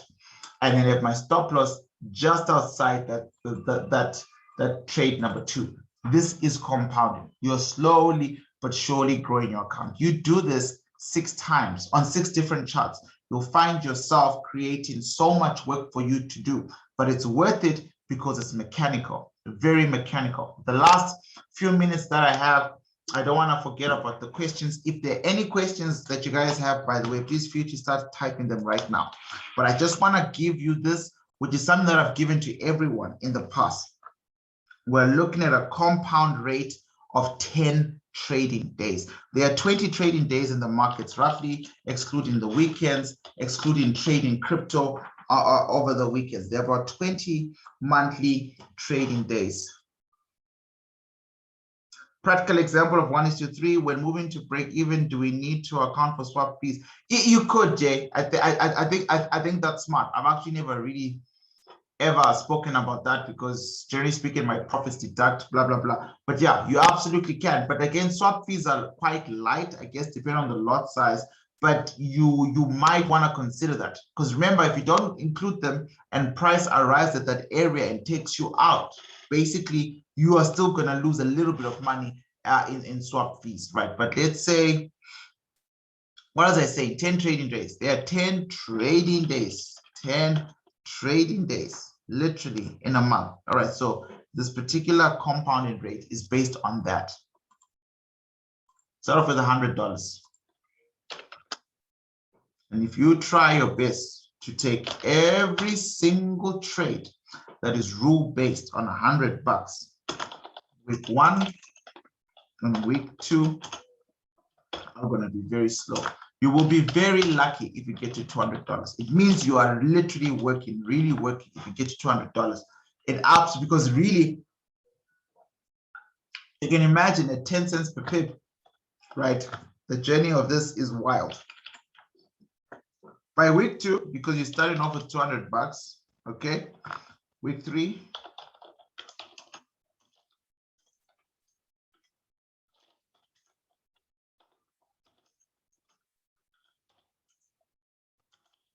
week 3, that's week 4, right? So for week 3, week 4, you'll most likely double your account. That's 1 month of trading. 1 month of trading, $100, right? It's going to take about 4 weeks to 4 exit, generally speaking, because you can't over risk right now because you're going to lose it all, right? And then $400.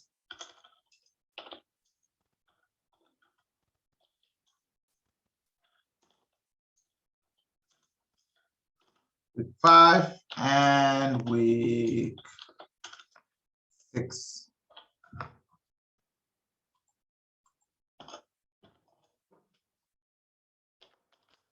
Why? Don't forget the scale is changing. The scale is changing every single time. Every single time you take a rule-based trade, which I'm begging you to do, take every single one of them. Don't forget, here you start off with 0.01. Then here you ended up with 0.02. Then in week 5, right? You're ending off at about $800, but that's because the lot sizes are changing, are literally changing. And as the lot sizes change, the profits gained starts to become more. But this is not something you want to rush. If you rush this, you're going to get burned. But I just want to show you the trajectory of, generally speaking, how I did it, how a couple of people have done it already. Right?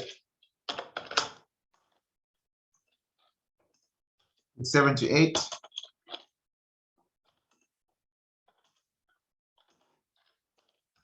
Power of compounding.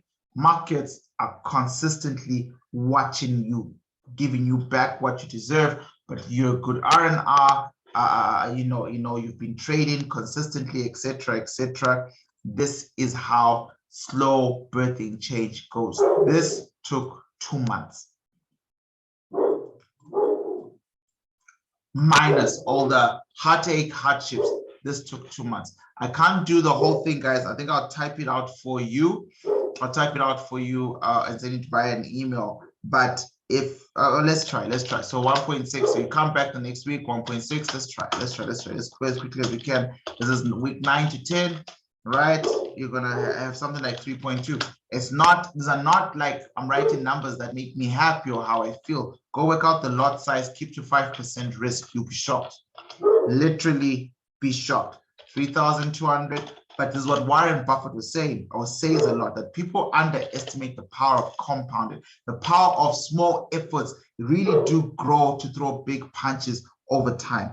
This is what's going to happen here, because remember, your lot sizes keep increasing. I told you, remember, 100, for every $100 in your account, 0.01. This is 1,600 US dollars. All right, there are 100 US dollars inside here, which means at a rough estimate of 5%, for every single trade, for every single rule-based trade you took, you're now losing a lot size that looks roughly like this, okay? And if you're holding and getting 1:3 with this type of superpower, where $1 is giving you back $3, the game slowly starts to change. The game slowly starts to change. Now, all of a sudden, you see, 2 months, this is month 3. Please, this is crazy. But traders, Don't forget, on the other side of the spectrum, your business partner knows the rules of the game more than you. 3 months is 90 days. 90% of retail traders will lose 90% of their trading account in the first 90 days. Why? Because the first 2 months were too slow for them. So instead of protecting capital, they're chasing growth. This stuff comes naturally, but this stuff builds process. Here, right? This is where we lose people. This is why this journey here is so important. I can tell you, if you've ever grown $100 to something significant, guys, like $1,000, something is wrong with your relationship with money, generally speaking, if you are now willing to lose the 1,000, to jump from 1,000 to 6,000, forgetting that if you do that, you're coming back here. You start, you know, there's a famous book called The Millionaire Next Door. That book is phenomenal. It's a very good book, must read book, blah, blah, blah, blah, blah. When I read it the first time, yes, make notes, Millionaire Next Door, a couple of years back. And then he wrote another book with his daughter. There's like a follow-up to The Millionaire Next Door. Yeah, then when you get there, when you now live that life, you will realize there is no one who is so unhappy in life like a millionaire. Not that money is bad or terrible. No. I'm not saying that. I am saying a millionaire, someone who's just made their first millions, remembers the way down. This is scary. They become more aggressively protective. They start to take less risks. Millionaires in general, if you did a survey with millionaires, they generally are the experts of living, literally living under their means. It is poor people who live beyond and above. People who rent 1-bedroom flats and own iPhone 13 and no iPhone shares. That's just the equation of life right now. I'm not trying to offend anyone. I'm literally part of the gang, all right? I'm literally part of the gang. I'm simply saying this logic is so pervasive, right? Well, you want to become a millionaire so bad until you realize, being a millionaire sucks. Everyone starts to chase the B word. Everyone who's gotten here never sticks here, is not comfortable here. They're running here, or at least multi. They want multi-millionaires and they quickly grow their income. Millionaires focus on growing their income. All of a sudden, there's more investing, more saving, more streams of income than the one thing that got you to becoming a millionaire. Very few traders who make 6 figures stay at this just by focusing on trading. They start to diversify, because if you really start here, getting here is so difficult, right? But I digress and run out of time. That's month 3, right?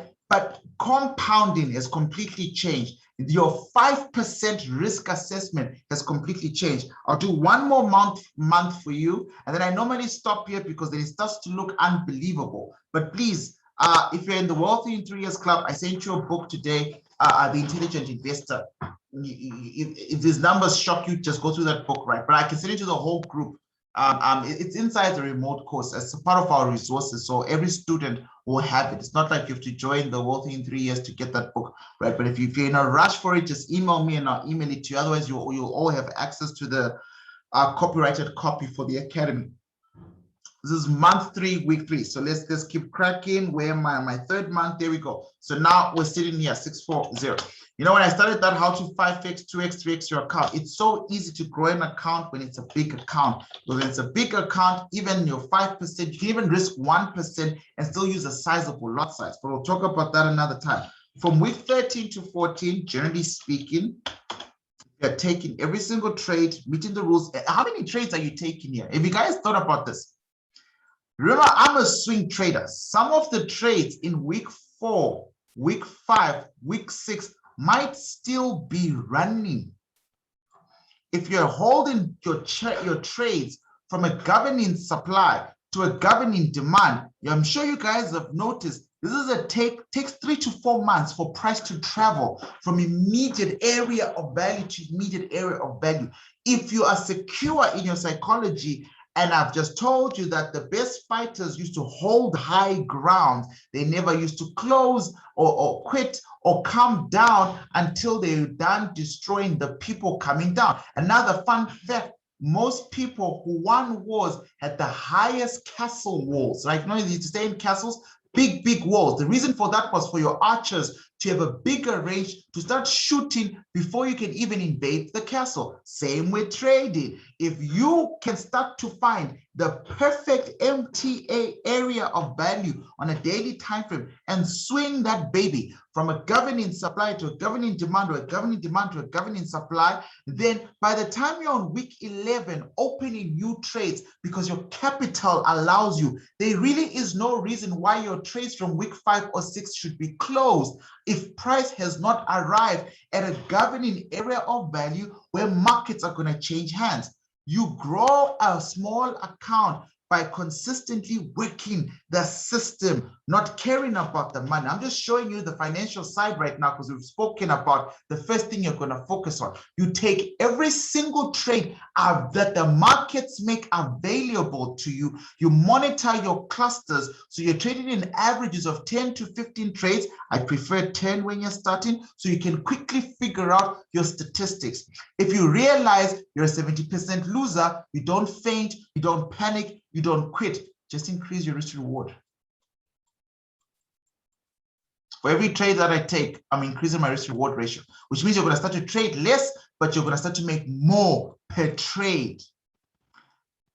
Right. So week 4, and then I have to quickly go show people a risk reward ratio of 1:3, 1:2. I can show you that kind of stuff. Easy peasy. Lemon squeezy, right? So week 3, month 3, sorry. So then you're on 6400, and now we're looking at week 13 to 14. I keep telling you guys, use the daily demand, daily supply, H4 timeframes. Do this for the next 3 to 6 months because I want you to see some growth. I always give me 3 to 6 months of a process. Give me 1 year of discipline, and you'll never have to come to my classes again. You'll never have to send me anything. You'll just become your own happy person, and I'm happy for you if that is to go that way. But this is easy. I think I did 24K somewhere here, just before week 11, so just barely after 2 months. But anyway, start slow, because you when you start to compound, you'll see. But we're gonna do one more compounding example. Guys, this thing goes up all the way to by week 24, roughly week 24.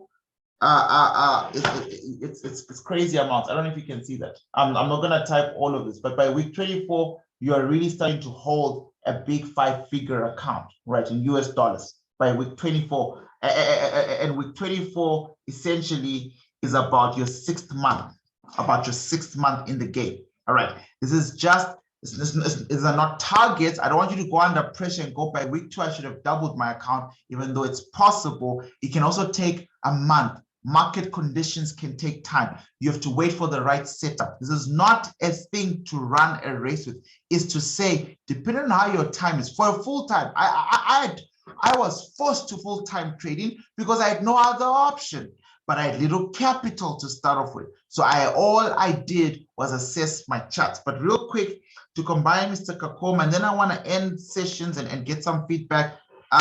We looked at pound CAD. Let's look at, I don't know, let's look at USD CAD. Let's just jump to another chart. Mr. Kakoma, 1:3 is simple. This is where price is today on USD CAD. You see that there? This is where price is. Am I sharing the screen? I don't know if I'm sharing the screen. Am I sharing the screen? Yeah, I am. Right, so I'm sharing screen 3. Right, so prices do, you know, it's sad, guys. This is, you know, sometimes I wish I could just go back to only doing private signals for students, because then I'll be like, just hold. And it's like, no, but then we'll never grow as a trading community. This is the place where I told you guys to sell in the public Telegram group. And then this is where we took profits. Somewhere down here. Somewhere, anywhere around about that area. Right, when I said close. And I was teaching you guys that USD CAD matches DXY. You can see price is still melting. Price is still melting because dollar is melting. Dollar is melting, my Euro USD buys are going up. But Long story short, this is it. So if I were you, $100 and a tight area of value like this. Why is this area of value so tight? Let's see what H4 looks like. See that? I keep telling you guys, stick to the daily and H4 time frame. You see on the H4 time frame, the supply looks like this, right? Beautiful imbalance, and markets came, touched, and we dropped. It was simple. So I found a daily supply first, right? Number one, that's what you are going to have to do, right? Find a daily entry, which is probably this big. And then when you want to scale it down, you find the reasonable highest H4 supply inside the daily supply. And that's where you're going to enter, because price will come there. Number three, your stop loss is never outside any smaller time frame. You put your stop loss clearly as day outside your daily supply. Look at this area of value. This area of value that we chose. This was on the public Telegram group. We all took this trade together. And then I took this counter short-term buy, and then markets kept dropping. We all took this trade together. I remember, well, not took it, but I remember giving it out there. You see what they say there? 61 pips.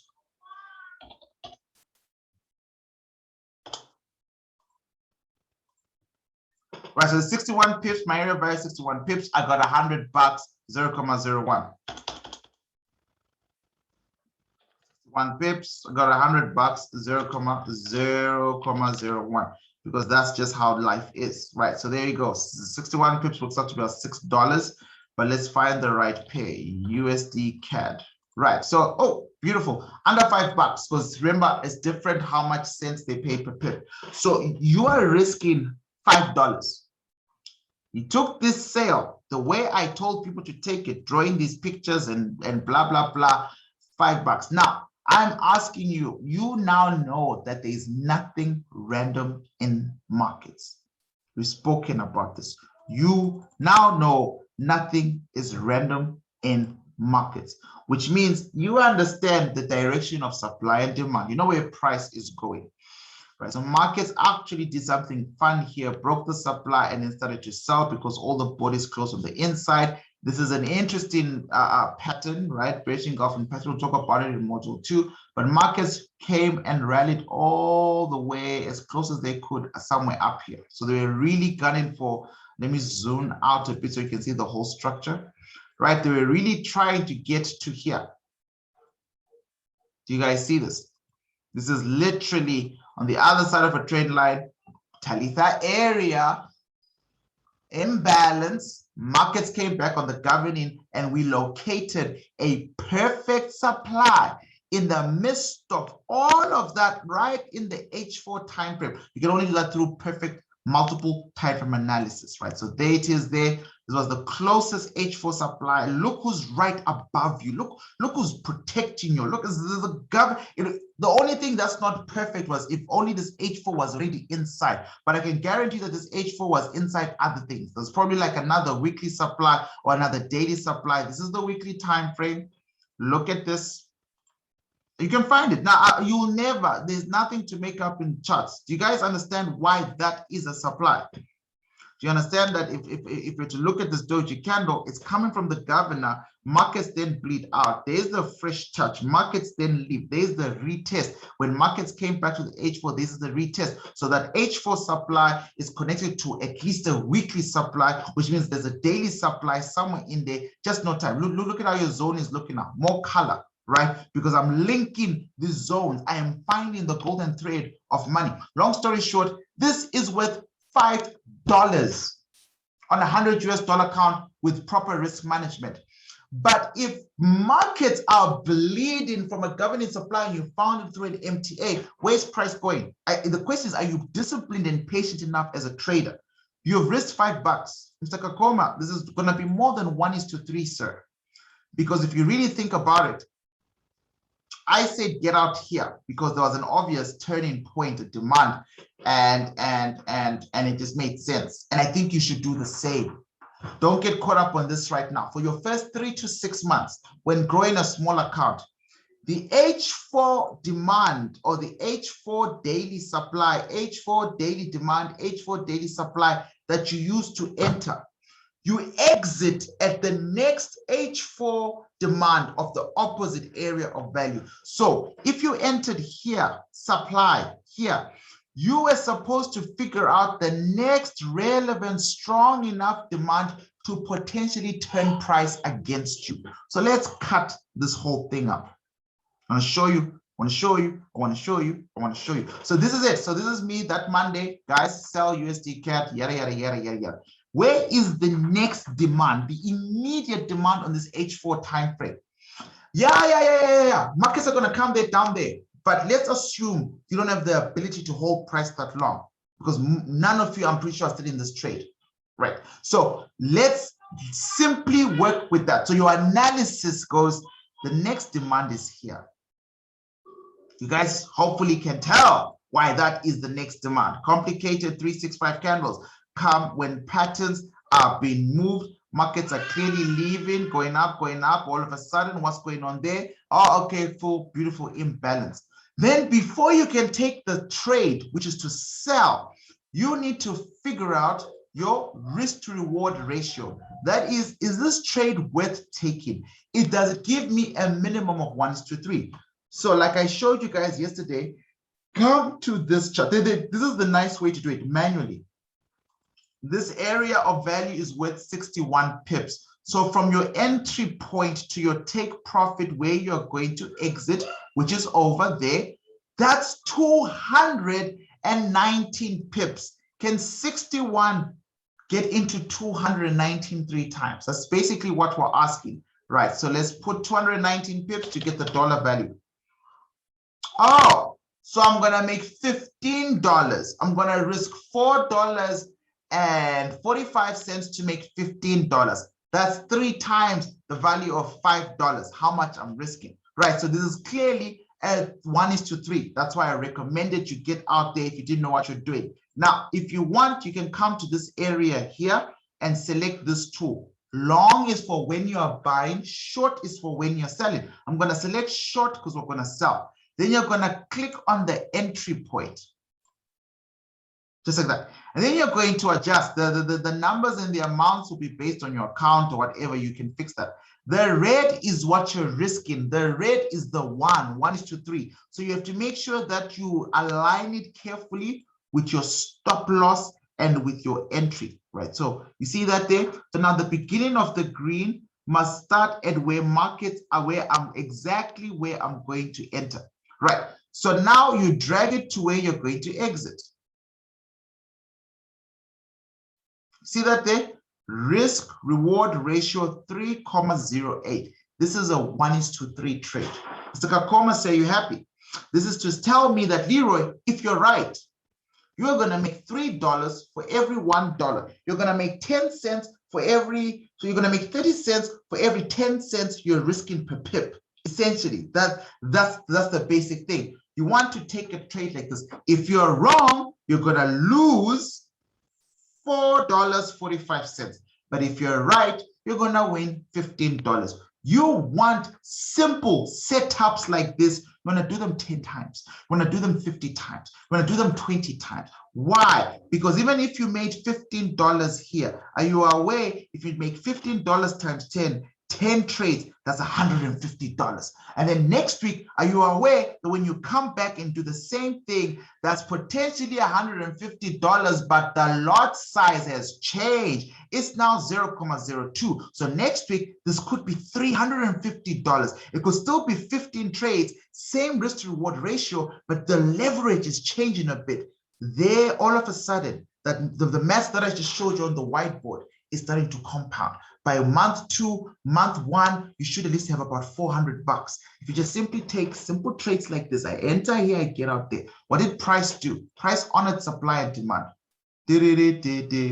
Boom. See this? Boom. Price honored supply and demand. Right, and we're in this trade together. I did tell you guys to get out and take profits, blah, blah, blah, blah, blah, blah, blah. And money was made. Money left your supply, did not kick you out, and gave you your money. From there to there, in and out. Those are the setups you're doing. As soon as that's done, Can I get 5 minutes? Can I get 5 minutes? I know it's time up. Can I get 5 minutes? And I just want to hear from you. 5 minutes, then you guys talk. Then I shut up and you guys talk. We're done with module 1, by the way. Well done, everybody. Graduation. Woohoo. Right. But can I just get 5? Can I get 1 minute? Look at this.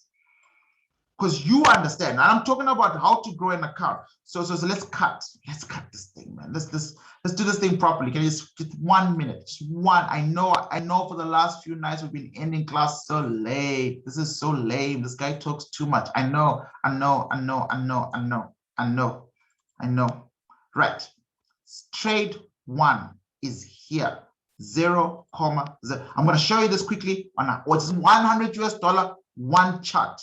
I always tell people Forex is not another stream of income.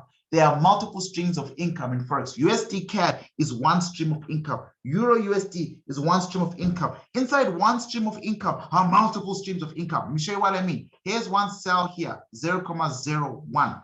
Here's my stop loss there. Let's replay this thing. It's 2 minutes, guys, and I'm done.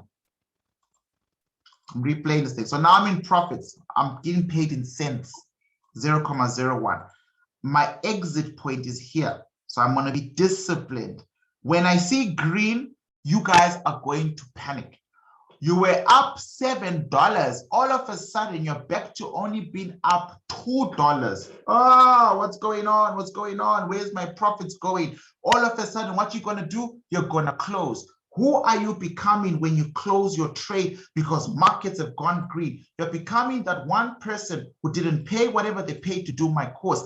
Markets move in zigzags. For you to go up here, you must come down here. You want Bitcoin at 100K, get ready for Bitcoin to go back to 20K first. That's how it works. If you can handle me down here at 20K, don't come for me at 100K. If you couldn't love me when I was dead and broke, don't love me when I'm a millionaire. All right, it's a simple concept. Markets have to do this, but even more so, no one wins a war by giving up their high ground. Imagine that USD CAD example. You have found the perfect sell, and markets are going your direction. All of a sudden, the enemy is coming, and then now price is retracing.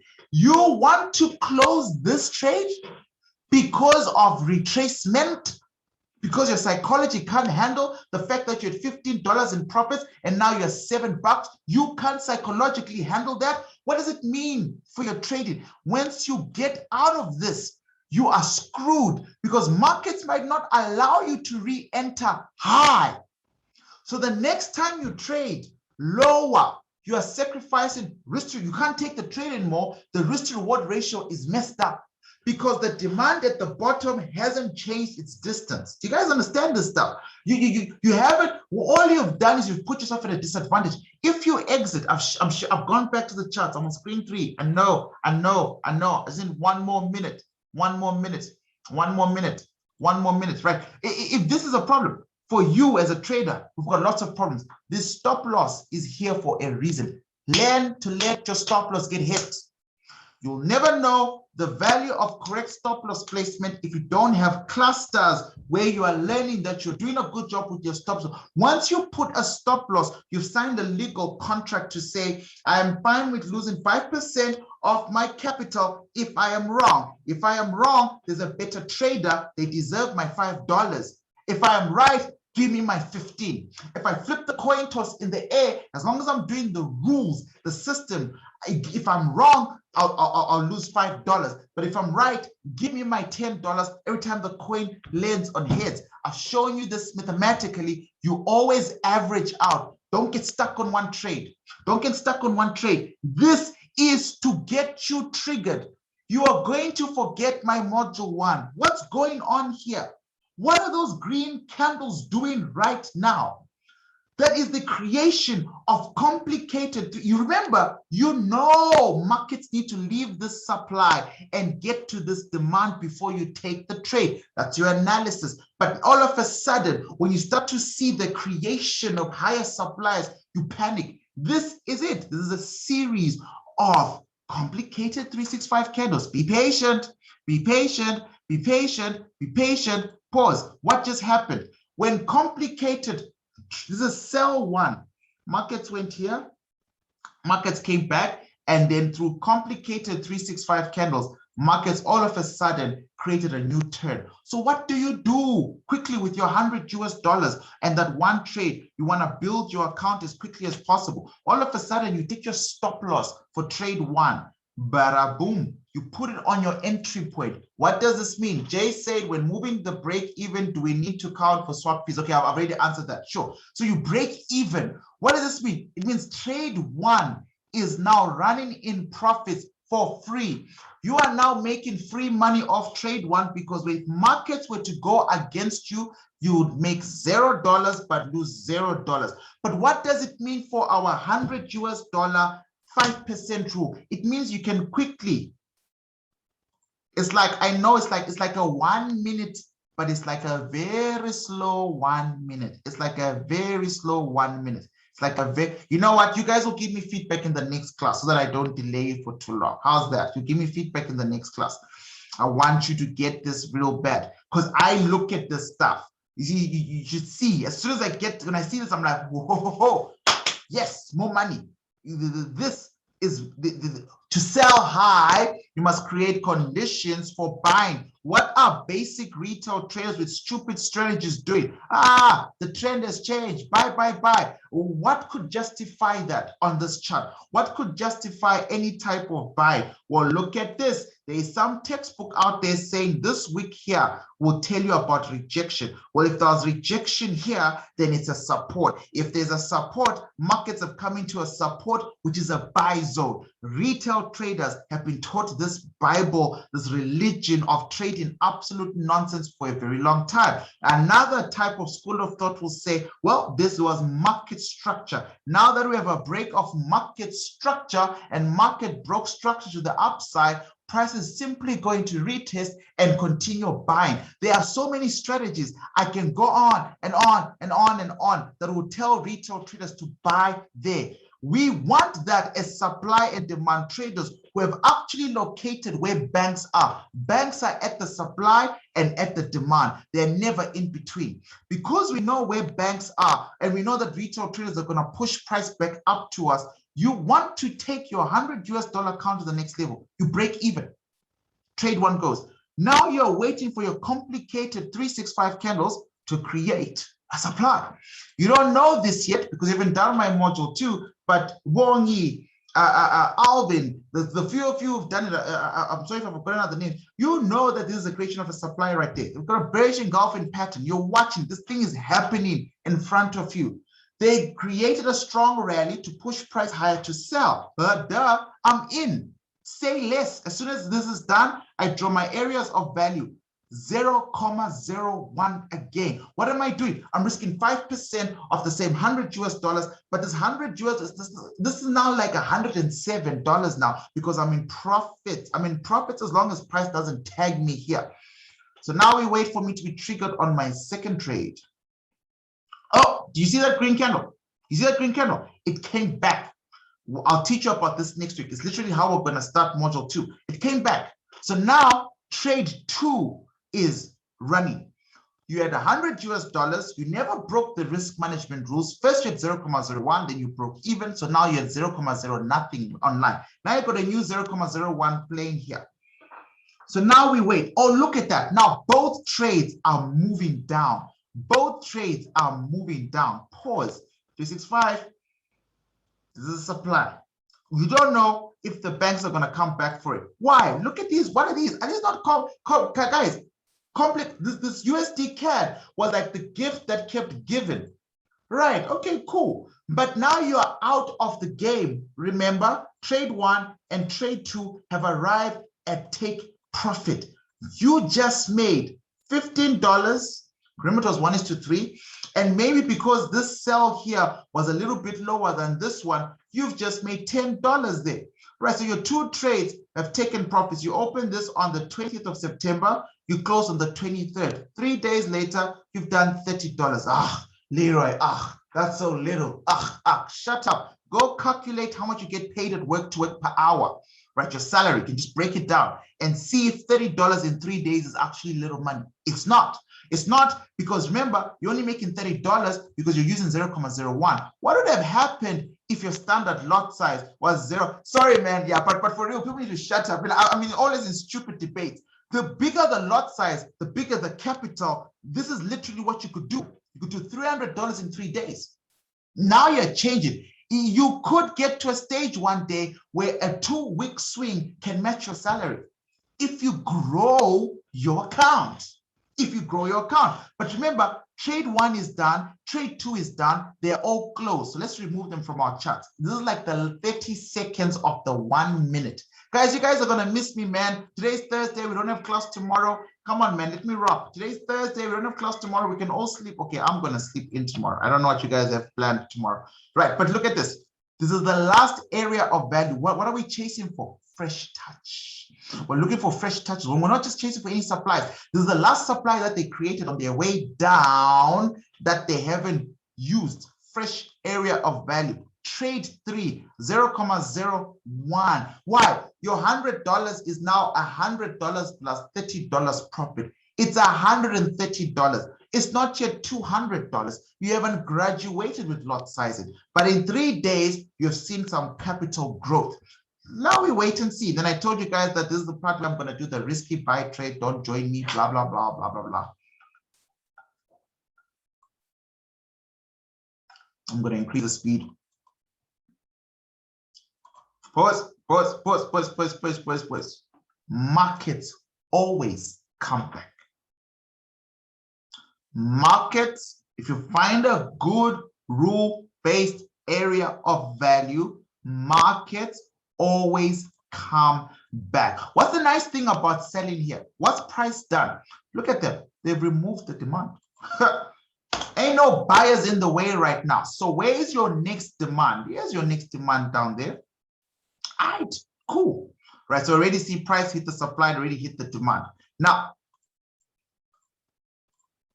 let's go. You would have then come here to risk 47 pips. USD CAD 0.01, which is $3. You risk $3. You risk $3. You wouldn't believe. Like I told you guys yesterday, I mean, I'm risking $10 to make 100.